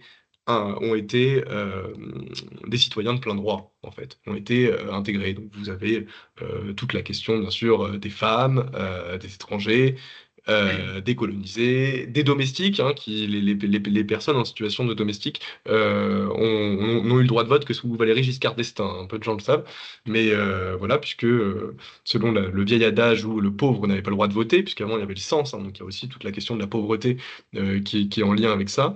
Et ben les domestiques, puisqu'ils étaient trop influencés par leur maître, n'avaient pas le droit de vote. Donc vous voyez donc que le principe de la République, c'est un principe vivant.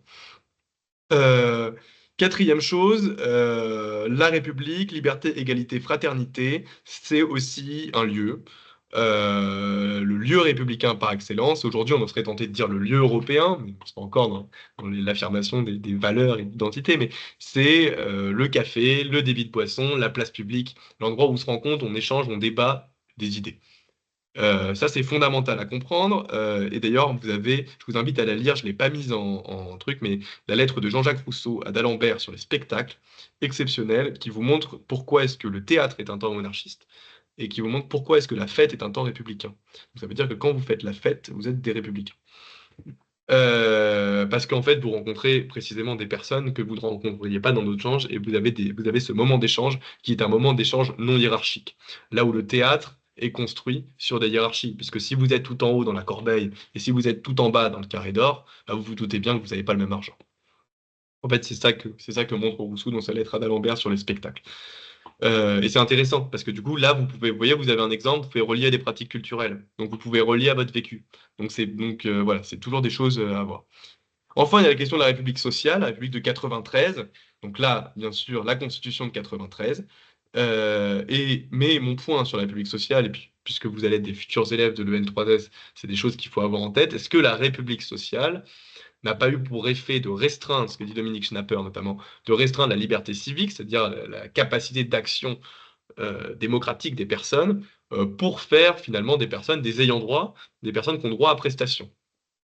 Ça, c'est des questions qui sont intéressantes. C'est-à-dire, en fait, est-ce qu'on n'a pas fait du citoyen, c'est un peu la limite du truc, à force finalement de lui donner accès à la liberté, et l'égalité, fraternité, est-ce qu'on n'a pas fini par faire du citoyen un consommateur? Ça, c'est la vraie question. Et du coup, ça nous vient directement aux deux, c'est-à-dire l'inspiration idéaliste des valeurs républicaines engendre déception, contradiction et raillerie, ses détracteurs lui reprochant son absence d'incarnation. Donc sur la question exactement que je viens de dire, vous pourrez lire ce que j'ai mis en fin de page, c'est-à-dire Alexis de Tocqueville, ce que j'ai mis donc dans le corpus, donc Alexis de Tocqueville sur de la démocratie en Amérique, sur que ne peut-il leur ôter entièrement le trouble de pensée et la peine de vivre. Et puis un truc marrant de Charles Baudelaire, parce que n'hésitez pas aussi les références littéraires dans, euh, dans le spleen, euh, dans le spleen de Paris. Oui, ça me fait marrer sur les carrés VIP. Mais effectivement, et d'ailleurs, vous pouvez voir qu'effectivement, moi je suis pas convaincu qu'il y a certaines boîtes qui sont pas d'esprit républicain. Ça, je suis convaincu. Mais voilà.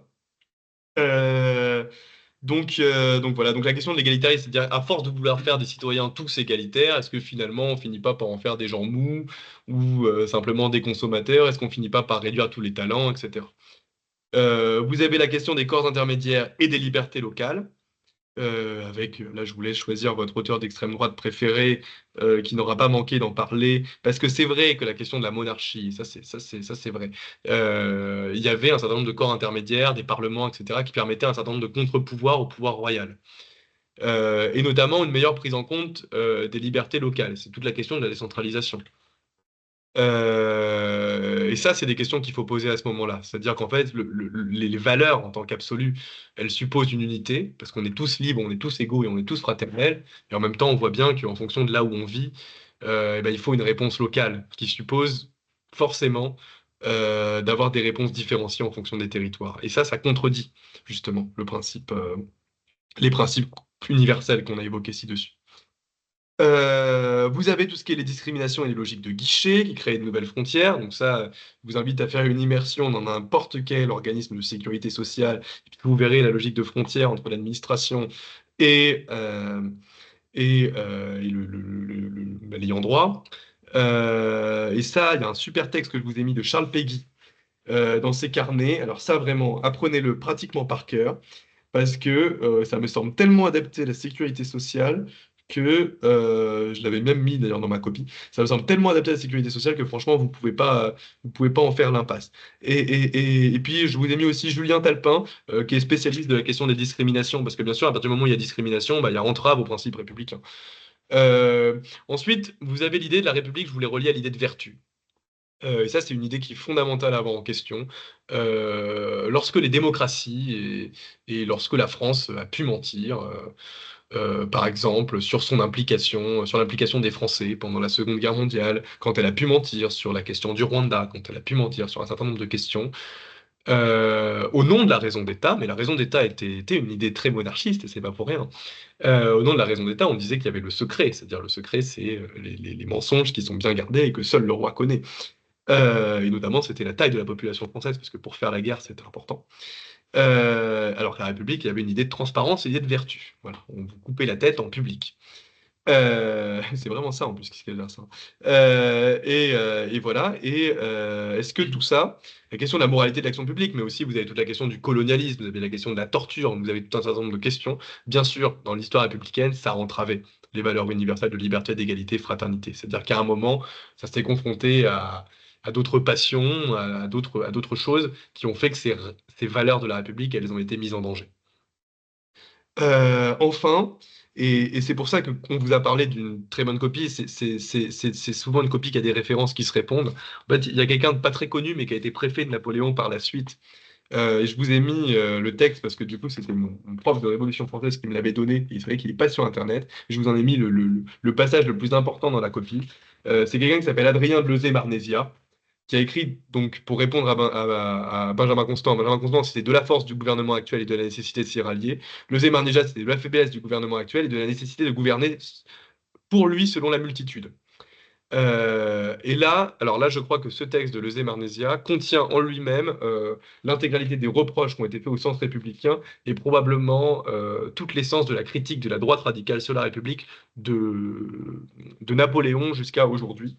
Et c'est-à-dire qu'en fait, c'est l'idée d'opposer l'idée de représentant, l'idée que la liberté, l'égalité, fraternité, elle s'incarne dans une Assemblée nationale par l'intermédiaire de représentants et par l'intermédiaire qui votent la loi au nom du peuple réel et au nom de la majorité naturelle. C'est-à-dire, en fait, il y a un peuple réel qui ne serait pas reconnu et dont il faut reconnaître l'idée. C'est des idées qui arrivent presque à la fin, l'élan vital, au corps social, enfin, on est sur des idées comme ça, et que la République ne permet qu'imparfaitement de prendre en compte parce que, disent-ils, en gros, c'est une République qui forcément va confisquer les voix du peuple réel par l'intermédiaire de représentants. Et ça, vous retrouvez ça de manière très nette chez Barrès, chez Maurras, et aujourd'hui, d'une certaine manière, vous le retrouvez dans la rhétorique du Front National, de manière assez claire en fait. Le Front National, c'est quelqu'un qui parle au nom des oubliés, au nom de ceux qui ne se sentent pas représentés, au nom du peuple réel. Voilà. C'est une histoire très différente de celle de la gauche de 1793 qui est incarnée aujourd'hui par Jean-Luc Mélenchon, par exemple. C'est une histoire qui est vraiment très différente et qu'on retrouve dès ce moment-là. Et ce que dit le Zémarnésia, bien sûr, la solution à ça, c'est bien sûr de retrouver un gouvernement fort qui puisse, par l'intermédiaire de son souverain, auquel chacun peut s'identifier, parce que personne ne peut s'identifier à des concepts abstraits. Par contre, tout le monde peut s'identifier à une personne. C'est là qu'on retrouve l'extrême droite. Par l'intermédiaire du souverain, et c'est-à-dire on va retrouver l'idée d'un exécutif fort auquel chacun peut s'identifier et qui prendra lui bien en compte les aspirations du peuple réel, plutôt qu'une chambre opaque, parce qu'à l'époque, c'est justement mon point suivant, plutôt qu'une chambre opaque qui gouverne au nom de valeurs qui ne veulent rien dire, voilà, et qui ne représentent pas les personnes.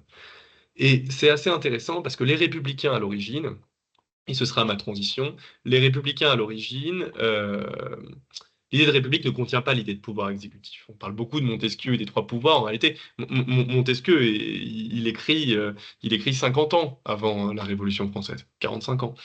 Et, les républicains vont se désintéresser de manière assez nette du pouvoir exécutif au nom d'un rejet de la monarchie. Le pouvoir qui donne la loi, c'est le législatif. Et même la Troisième République, en 1870, Gambetta proclame « Moi, je m'en fiche d'organiser le pouvoir exécutif ». Ça, c'est des références que vous pouvez retrouver dans le livre de Nicolas Rousselier que je vous ai mis. Donc, voilà. Et vous voyez bien que la Cinquième République, on a le retour du pouvoir exécutif. Donc, vous voyez bien qu'il y a une tension qui a toujours existé dans l'histoire française entre la tradition légicentriste, la tradition du parlementarisme, qui d'un côté, qui incarne ces valeurs transcendantes, etc., et l'idée d'un pouvoir exécutif qui pourrait les incarner lui aussi, mais qui, de fait, dans l'histoire républicaine, contredit tout à fait ça, puisque ça revient à concentrer entre les mains de quelques-uns un grand nombre de pouvoirs.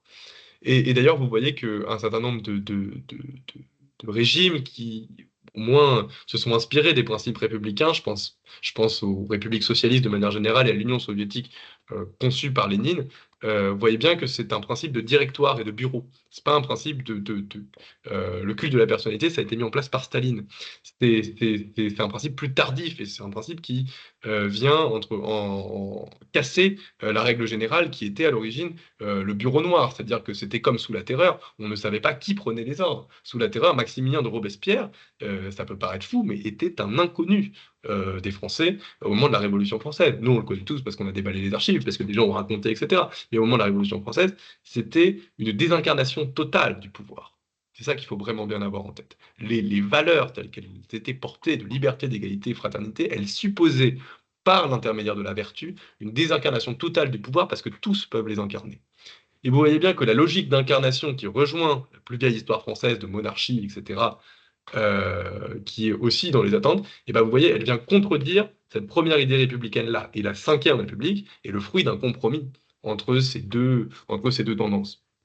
Donc voilà, c'est ce que je mets. Donc ça, c'est une transition, fruit d'un compromis, affirmation des valeurs de la République et à la fois du pouvoir exécutif. Donc on peut se demander si aujourd'hui c'est une forme dépassée, parce que vous avez vu qu'elle est de plus en plus remise en cause, et, euh, et en plus c'est une forme dépassée dans son parlementarisme, puisque vous avez vu une dernière enquête du Cevipof dit que 73% des Français réclament un pouvoir fort. Donc une incarnation plus forte et donc finalement moins l'idée que chacun puisse se donner à lui-même sa propre loi, mais plutôt que sa loi puisse être décidée pour lui, parce que c'est ça qui est derrière. Euh, mais donc en même temps, donc on va voir les risques, on va voir pourquoi est-ce que c'est le cas. Ça, c'est le but de la deuxième partie. Et puis en même temps, on va voir par rapport à tout ce qu'on a dit, il y a quand même un espoir à fonder dans les valeurs de la République parce que précisément, elles ont un caractère plastique et universel et qu'elles parlent à tous. Oui, Carl Schmitt, c'est tout à fait citable dans une copie. D'ailleurs, je vous conseille de lire Alain Supiot et la gouvernance par les nombres qui montre en quoi est-ce que la pensée de Carl Schmitt est aujourd'hui absolument essentielle dans une logique ami-ennemi pour comprendre le monde contemporain. Voilà. Alors, effectivement, les références du corrigé, c'est une liste non exhaustive, hein, mais au moins vous les avez, ça fait ça de prix. Les essentiels pour se préparer à l'épreuve, je vous les fais la prochaine. Voilà. Donc, grand 2, mise en danger par des facteurs endogènes et exogènes, la réaffirmation des valeurs de liberté, d'égalité et de fraternité, sans nationalisme ni angélisme, pourrait constituer une piste de refondation du pacte social. Donc, petit 1, les valeurs de la République sont aujourd'hui contestées par l'affirmation d'identité et d'intérêts concurrents qui sapent les fondements de la nation. Donc là, je vais aller très vite parce que je l'ai déjà dit un petit peu. 1, la perte de la légitimité de la loi comme expression de la volonté générale. Donc ça, c'est la thèse d'Alain Supiot, justement, j'en parlais. C'est-à-dire que la loi, elle avait pour but de valoir pour tous. À partir du moment où la loi, elle a commencé à se fonder sur des probabilités, sur des principes du code du commerce, euh, sur des principes économiques, en fait, où elle a été de plus en plus rattachée à l'économie, et donc du coup au jeu économique, bah forcément la loi, elle ne devient plus un absolu, c'est-à-dire une règle qui autorise ou interdit. Elle devient une règle qui régule. Enfin, vous voyez bien comment est-ce que le vocabulaire de l'action publique s'est transformé. Et en fait, s'est transformé non plus non plus comme chez Jean Baudin, c'est-à-dire en fait le pouvoir de faire et de casser l'action, mais véritablement comme donnant des marges de manœuvre, laissant des zones de flou, permettant une régulation. Enfin, vous voyez comment est-ce que justement vous avez le sapement de la loi comme intérêt de la volonté générale au profit notamment de la négociation et des intérêts privés. Et moi, je trouve que ce que vous voyez en ce moment se jouer avec Donald Trump est extrêmement révélateur euh, de la destruction du droit international, c'est-à-dire de la loi qui interdit ou autorise la guerre selon certaines conditions, au nom du fait oh bah je te passe des minerais et puis toi tu garderas ça. Voilà. Donc vous voyez bien ce qui se joue en fait dans le fondement des valeurs qui sont sapées.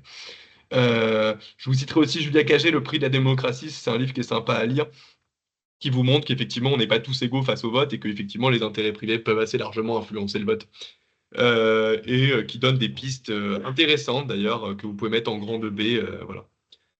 Je reviendrai sur le Cognez ensuite. Ensuite, vous avez l'essor du droit européen et de la notion d'identité constitutionnelle de la France. Donc ça, c'est un peu tout ce que j'ai dit sur l'idée que l'affirmation des valeurs de la République ne devient plus réfléchie pour soi, pour ce que veut dire liberté, pour ce que veut dire égalité, pour ce que veut dire fraternité, pour comment est-ce qu'on fait, non, pour comment est-ce qu'on fait pour déployer ces principes en réel dans l'action, mais véritablement comme fondement identitaire et idéologique. Et ça, forcément, c'est un danger. Pourquoi? Parce que en fait, vous avez le risque de la perte de cette souplesse. C'est-à-dire qu'en fait, ça risque de figer qui est le citoyen français. Vous voyez bien, on est tout à fait dans ces questions. Alors qu'en réalité, dans l'histoire, le citoyen français n'a jamais été une notion figée. La France a été historiquement une terre d'accueil parce qu'elle reposait sur ses principes, sur des principes universels, et donc sur l'égal accès des droits à tous. C'est pour ça que on a une législation qui est extrêmement permissive, à la différence de beaucoup d'autres pays, non européens notamment, sur la possibilité de pouvoir, quand on n'est pas français mais qu'on travaille ou qu'on réside en France, bénéficier d'un certain nombre de prestations, bénéficier d'un certain nombre de services publics comme l'école, etc. Ce qui n'est pas le cas dans la majorité des pays du monde, mais ce qui est le sens aussi des valeurs républicaines. Et vous voyez bien qu'en voulant figer ces valeurs, bah, vous voulez forcément figer un citoyen et que ça correspond plus à l'idée de république comme mouvement. Donc c'est ça que vous mettez en danger. Voilà. j'ai mis Pierre Sana sur l'extrême centre, mais je vais aller plus vite. Et puis, vous avez l'essor des communautés alternatives. Donc ça, c'est le truc que vous attendez. Donc là, vous pouvez parler de radicalisation. Voilà. Vous pouvez parler des identités associatives. Ça, c'est quelque chose que que j'ai trouvé intéressant dans le livre de Jacques Chevalier. En fait, c'est quelqu'un qui explique que les pouvoirs publics, enfin, il y a une volonté d'action publique dans l'ensemble des domaines. Vous voyez bien aujourd'hui, il y a une volonté, une nécessité de pouvoir public sur la question des violences faites aux femmes, sur la question des incestes, sur la question, enfin, sur des sujets, sur les punaises de lit, enfin, sur des sujets dans lesquels l'État, parce que les frontières de l'intime sont sans cesse déplacées au sens des pouvoirs publics vers de plus en plus déplacées, et les pouvoirs publics s'occupent de plus en plus de questions, parce qu'il y a un besoin. Et puis il y a une demande des citoyens. Mais en même temps, on voit bien que l'État étant en situation de restriction budgétaire, ou même si ça augmente un budget qui n'est pas illimité, il va confier en fait un certain nombre de missions avec un cahier des charges à des associations. Le problème, c'est que forcément, bah, vous réintroduisez des corps intermédiaires, en fait. C'est-à-dire qu'on revient à la critique du grand 2. C'est-à-dire, il disait qu'il n'y avait il y avait plus de corps intermédiaires au nom de l'unité. Puis là, vous réintroduisez bah, des associations, des collectivités territoriales, vous réintroduisez un certain nombre de choses. Sauf qu'à la fin, vous diluez forcément la notion d'intérêt général vers plein d'intérêts particuliers qui viennent se chevaucher. Et donc, est-ce que finalement, il n'y a pas une fragilisation générale des valeurs de la République par la multiplication de ces communautés alternatives? Vous voyez, communauté alternative, c'est pas seulement à entendre en mode wokisme, laïcité. Enfin, il y a moyen de faire des choses beaucoup moins clivantes et beaucoup plus, et en fait, qui disent la même idée. Voilà. Sur les questions quand même importantes, le livre de Charles Taylor, ça, il n'y a pas besoin de le lire, hein, mais c'est souvent une référence à citer. Multiculturalisme et politique de la reconnaissance, c'est vraiment ce qui fonde la critique actuelle de l'universalisme parmi les nouveaux mouvements sociaux, c'est-à-dire l'idée que bah, liberté, égalité, fraternité, le citoyen des Lumières, bah, finalement c'est un citoyen blanc, homme, etc. Et que cette réalité, bah, elle correspond peut-être pas aux réalités des vécus de chacun. Euh, et, euh, et voilà. Et que du coup, il faut peut-être le prendre différemment. Notamment que ce concept atteint ses limites et que ce qu'il faudrait créer, c'est peut-être une conversation entre différentes communautés et non pas essayer d'atteindre un principe d'unité qui de toute façon est vain. Ça, c'est vraiment une critique très forte, mais vous voyez bien qu'elle s'applique surtout pour le cadre américain. Vous voyez bien qu'en France, euh, parce que notre histoire est celle-là, ce serait très compliqué à accepter. Et puis du coup, je vous renvoie à la notion de communauté d'émotion, de communauté d'imagination, d'indignation. Mais néanmoins, l'idée de Charles Taylor, et c'est là que je vais la reprendre, elle est intéressante parce que communauté de dialogue, égale dignité, principe de civilité entre les personnes, de reconnaissance en fait, et vous avez Lévinas hein, derrière avec la question du visage, etc., de reconnaissance, je reconnais en l'autre une différence, mais je lui reconnais quelque chose de commun, et ce quelque chose de commun, ce sont les valeurs de la République, liberté, égalité, fraternité. Et ben vous voyez bien qu'à partir de là, vous pouvez construire un dialogue. Et donc ça, c'est le grand 2B, c'est-à-dire en fait, faut pas finir en mode c'est l'apocalypse. Il faut toujours finir sur une note d'espoir. Et en vrai, en plus, je suis assez convaincu que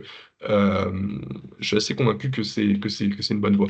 Donc le caractère, donc le grand 2B, le caractère extraordinairement plastique des valeurs républicaines doit permettre une adaptation de la forme républicaine aux nouveaux enjeux, sans reniement de son histoire, donc de l'histoire de la République.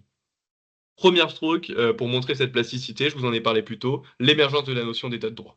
Là, vous pouvez le mettre, avec l'émergence de la notion en droit public des principes fondamentaux relatifs aux lois de la République, qui sont des principes qui ont été constamment appliqués pendant la Troisième République et qui ont valeur constitutionnelle pour le Conseil d'État. Donc, c'est-à-dire que tout décret de l'administration qui ne respecte pas un PFLRR est de fait écarté par le Conseil d'État. Ce qui permet de donner évidemment un sens à ces valeurs de la République. Et notamment, parmi ces valeurs de la République, on retrouve le principe d'égalité, qui est un principe très important. Mais vous en avez plein, hein, vous pouvez aller voir sur Internet.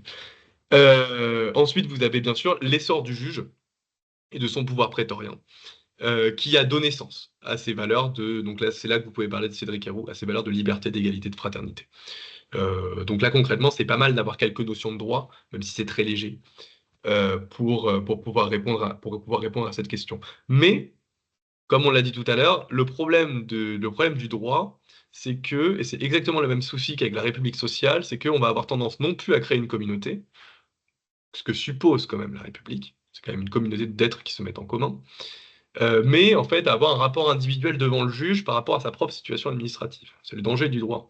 C'est-à-dire qu'en fait, le droit, c'est une bonne chose, l'affirmation des valeurs de la République, mais si c'est une affirmation uniquement pour son propre cas, pour pouvoir se défendre devant un juge, bah forcément, c'est une certaine limite.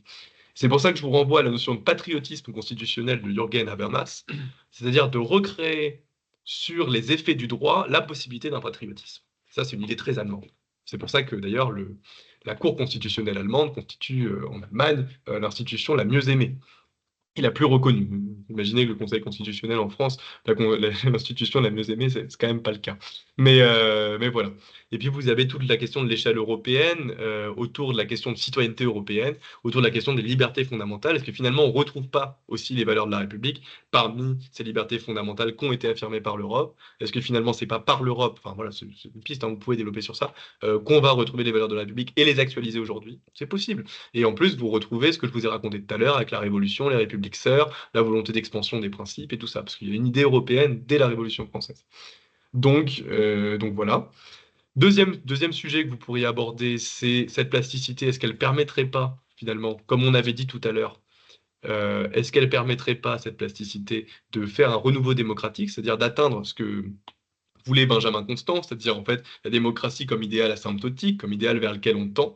Est-ce que finalement le peuple n'est-il pas aujourd'hui, est-ce que ça ne vaudrait pas le coup de tenter, à l'heure où il y a peut-être des questionnements, une nouvelle dose de participation?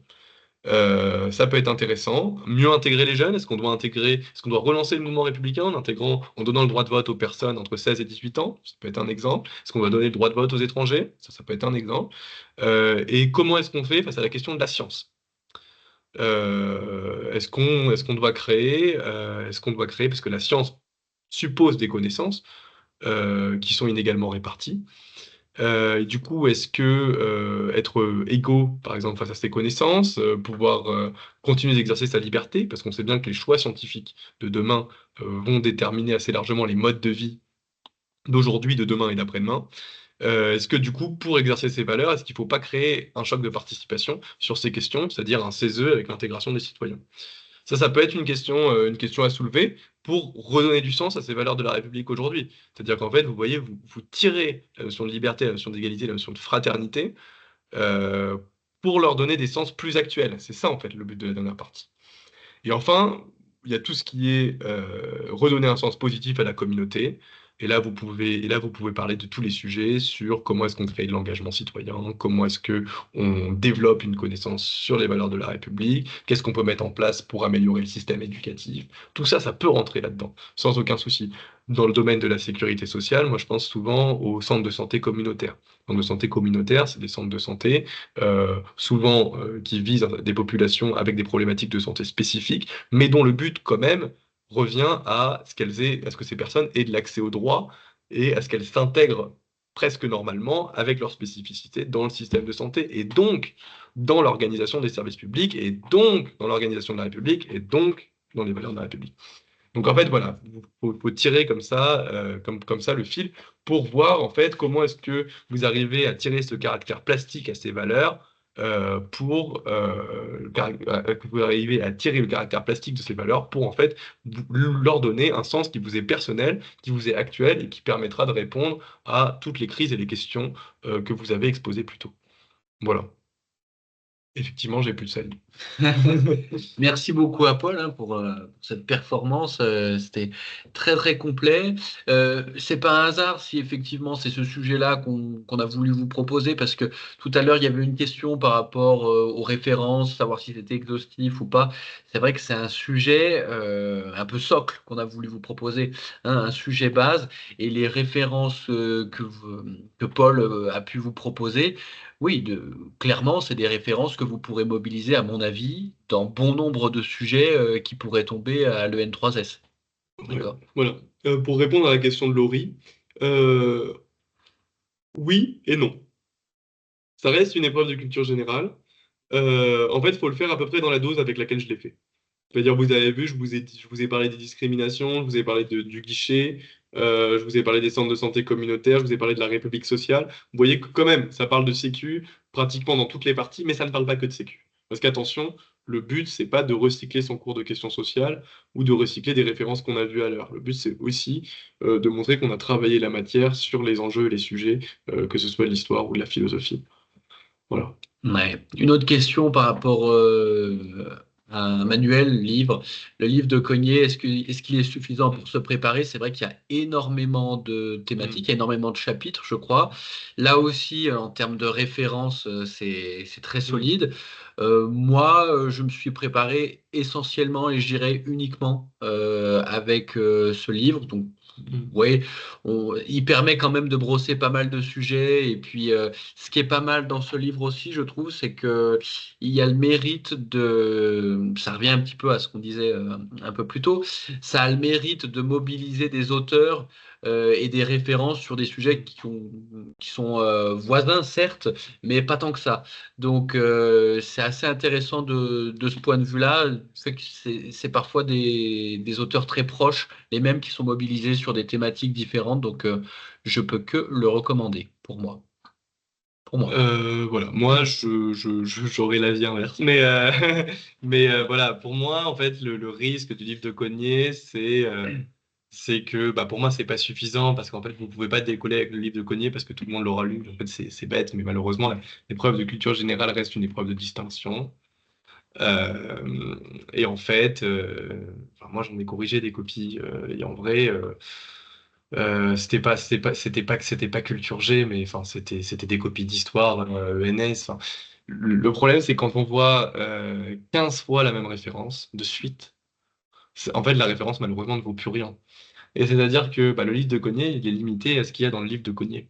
Alors que moi, je pense que, après, moi, j'avais fait comme ça, mais voilà, je pense que ça prend pas beaucoup plus de temps de prendre le livre de Cognier ou de prendre la liste des thèmes qu'on va vous donner la prochaine fois et de chercher ses propres références à soi en ayant des idées. Moi, je vous conseillerais, plutôt que de lire le livre de Cognier, je vous conseillerais de commencer par, vous allez je sais pas, dans un antiquaire ou un truc comme ça, chercher des vieux manuels de terminale. À 1 € ou 2 €, vous en trouvez. Parce que c'est à peu près ce qui est demandé en termes de philosophie, et encore pas sur tous les thèmes. Là, vous aurez pas mal de textes, pas mal de trucs. Et puis après, du coup, bah, de compléter votre référentiel en fait, de références par thème au fur et à mesure. Et du coup, le Cognier, ça va vous donner les thèmes et les références indispensables. Mais après, sur le reste, moi, j'irai voir de mon côté. Hmm. On avait une nouvelle question par rapport à Carl Schmitt. Alors, Paul avait Oui, Carl Schmitt, répondu c'est bon. très vite dans le film. Oui, oui, c'est un très grand Oui, théoricien. oui, vous pouvez tout à fait Euh, vous en servir. Carl Schmitt, Heidegger, Ouais, non, ouais. il y a pas de problème a priori, hein. Je Bah vais quand ouais. même citer Charles Maurras. Enfin, euh, il n'y a pas de problème a priori. Une copie de culture générale, elle n'est pas fermée sur le plan politique. Vous pouvez citer Lénine sans aucun problème. Ce qu'il faut, c'est qu'elle soit argumentée, thématisée et précise. Et puis, enfin, puis voilà, et que le plan se suive. Mais de toute façon, enfin, sur un certain nombre de sujets, vous êtes obligé d'en passer, soit par les totalitarismes, soit d'en passer par la pensée anarchiste, soit d'en passer par la pensée marxiste. Euh, Soit d'en penser par la pensée d'extrême droite euh, royaliste, localiste, quoi. Parce que ce sont des courants d'idées qui continuent de vivre malgré tout et qui continuent d'irriguer un certain nombre de choses. Carl Schmitt, Alain Suppiot le montre très bien, c'est quelqu'un qui, par sa logique ami-ennemi, continue d'irriguer. Vous voyez bien que dans l'ordre des relations internationales aujourd'hui, on est beaucoup plus proche de ce qu'a théorisé Carl Schmitt dans la théorie politique, qu'on est proche d'Emmanuel Kant Hmm. Vers la paix perpétuelle. Enfin, voilà, donc vous ne pouvez pas, sous le prétexte qu'il a été nazi, simplement écarter un auteur. C'est bien de le préciser.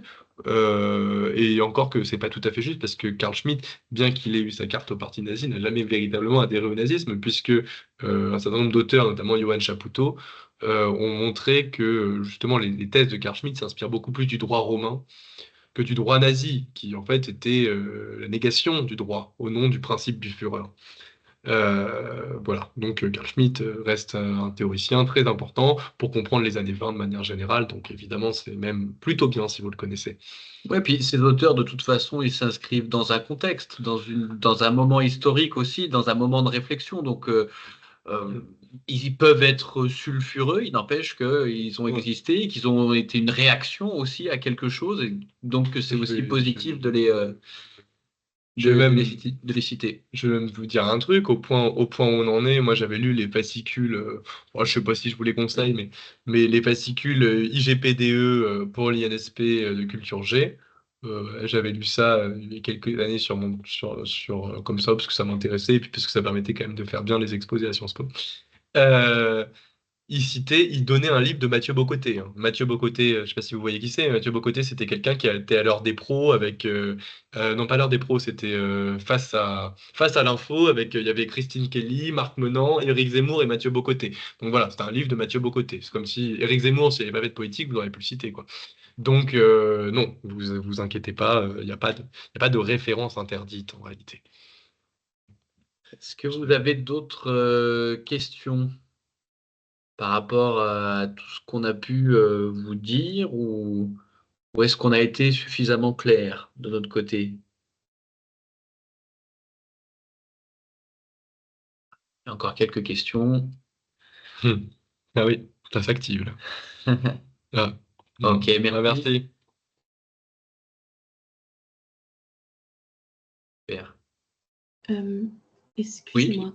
En Oui. fait, pour la dissertation en culture générale, j'avais étudié des ouvrages pour les concours en général, mais est-ce que pour le N3S, il y a vraiment des spécificités à part ce que vous avez dit par rapport à la rédaction et Ah, pour le N3S, la spécificité qu'on vous a dit, c'est-à-dire, n'oubliez pas que vous faites le concours de la Sécu. Donc, si vous pouvez mettre un ou deux clins d'œil aux politiques sociales et à ce que ça veut dire le social et à ce que ça interroge dans le sujet, bah, c'est intéressant. Déjà, par exemple, vous voyez sur le sujet sur le travail, c'est quand même bête de ne pas parler des mutations du travail au sein d'un organisme de sécurité sociale, si vous en avez l'occasion. C'est-à-dire, vous avez un certain nombre de métiers, les métiers de production, mais aussi tout ce qui est... après, vous avez les métiers du soin, vous avez les métiers d'action sociale, vous avez un certain nombre de métiers qui se sont transformés. Pourquoi ils sont transformés? Le rapport aux associations, vous voyez bien que la CAF, elle finance un certain nombre d'assauts. Bah, voilà. Le métier, les oui. milieux, comme je vous l'ai montré avec le livre de Jacques Chevalier, vous avez les références de Mathieu Elie aussi sur cette question. Le rapport, le milieu associatif, du fait bah, qu'on lui a confié de plus en plus de missions, bah, son rapport au travail, il a changé. Donc les agents qui se sont engagés, qui voulaient être pas des bénévoles, enfin qui étaient bénévoles, et puis qui finalement ont trouvé un contrat et payés, enfin se sont retrouvés dans des rythmes infernaux, où ils ont perdu le sens. Enfin, vous voyez, donc si par exemple, sur les mutations du travail, vous pouvez colorer ça d'exemples qui concernent directement la Sécu dans les problématiques duquel elle est traversée, ce sera hyper apprécié. Parce que n'oubliez pas un truc, ça on l'a pas dit, vous n'êtes pas corrigé par ouais, on peut finir en citant Gramsci. Euh, on peut euh, vous n'êtes pas corrigé par des experts de la culture générale. Vous n'êtes pas corrigé par des profs d'université. Vous êtes corrigé par des gens de caisse, de caisse, qui ont sûrement un background académique, etc. Mais vous n'êtes pas corrigé par des experts de la culture G. Donc en réalité, vous ne vous ferez pas avoir si vous vous êtes trompé entre la toumocratie et je sais plus c'était quoi, mais chez Platon, il y avait un certain nombre de modèles et l'aristocratie chez Platon. Voilà. Ils sauront même pas de quoi vous parler. Par contre, vous vous ferez avoir dans la clarté de vos références parce que quelqu'un qui ne maîtrise pas ses références, même si ça se voit, même pour quelqu'un qui ne connaît pas la référence, ça se voit. Et surtout, n'oubliez pas du coup que vous parlez à des gens qui ne connaissent pas la référence, forcément. Donc n'oubliez pas de bien expliquer, il y a un Ouais, travail d'être très d'explicitation. pédagogue. Ouais, Ouais, ouais. c'est pour ça que je vous ai dit une idée théorique de 3 phrases, histoire de bien expliquer. Mais en tout cas, c'est une bonne transition avec le mot un petit peu de conclusion, parce que je pense qu'on va pouvoir conclure. C'est que on va vous reproposer, Hmm. alors soyez attentifs aux réseaux sociaux, hein, l'école normale l'école nationale supérieure de la sécurité sociale, que ce soit sur Facebook, que ce soit sur LinkedIn. Essayez de bien regarder puisqu'on va vous proposer un autre webinaire dans le courant du mois prochain, hein, courant avril, où là justement on essaiera de faire le lien entre des auteurs classiques, entre guillemets, des auteurs qu'on a l'habitude de croiser et les problématiques de sécurité sociale. Donc, on vous fera un point en Ouais. particulier dessus.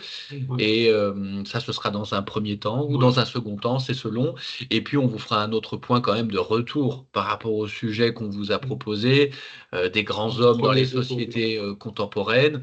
On vous fera un petit point par rapport aux copies aussi qu'on aura eues, par rapport au retour, essayer de vous proposer une correction à partir de cette base-là. Voilà. Vous avez 2-3 pistes de réflexion en plus dans ce que j'ai dit. Ah oui, il y en avait, oui, oui. Ouais. Ouais, On a parlé de Trump, oui, Voilà. oui. Ouais. Ouais, tout à fait. Voilà. Voilà, donc est-ce que c'est bon pour tout le monde? En tout cas, Bah, en tout cas. c'est bon pour nous. Ouais. On vous remercie On vous de remercie. nous avoir suivis jusqu'au bout. Oui, le sujet est proposé sur Facebook et sur LinkedIn. Oui, vous pouvez le trouver Ouais, dans une espèce de Dropbox, je crois. voilà. Donc, Voilà. Je sais pas. Je m'en occupais pas, mais je vous corrigerai. voilà.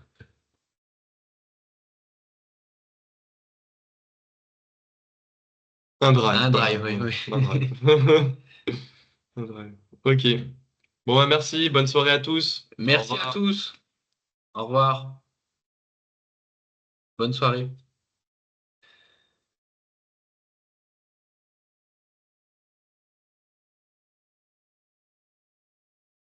Et voilà.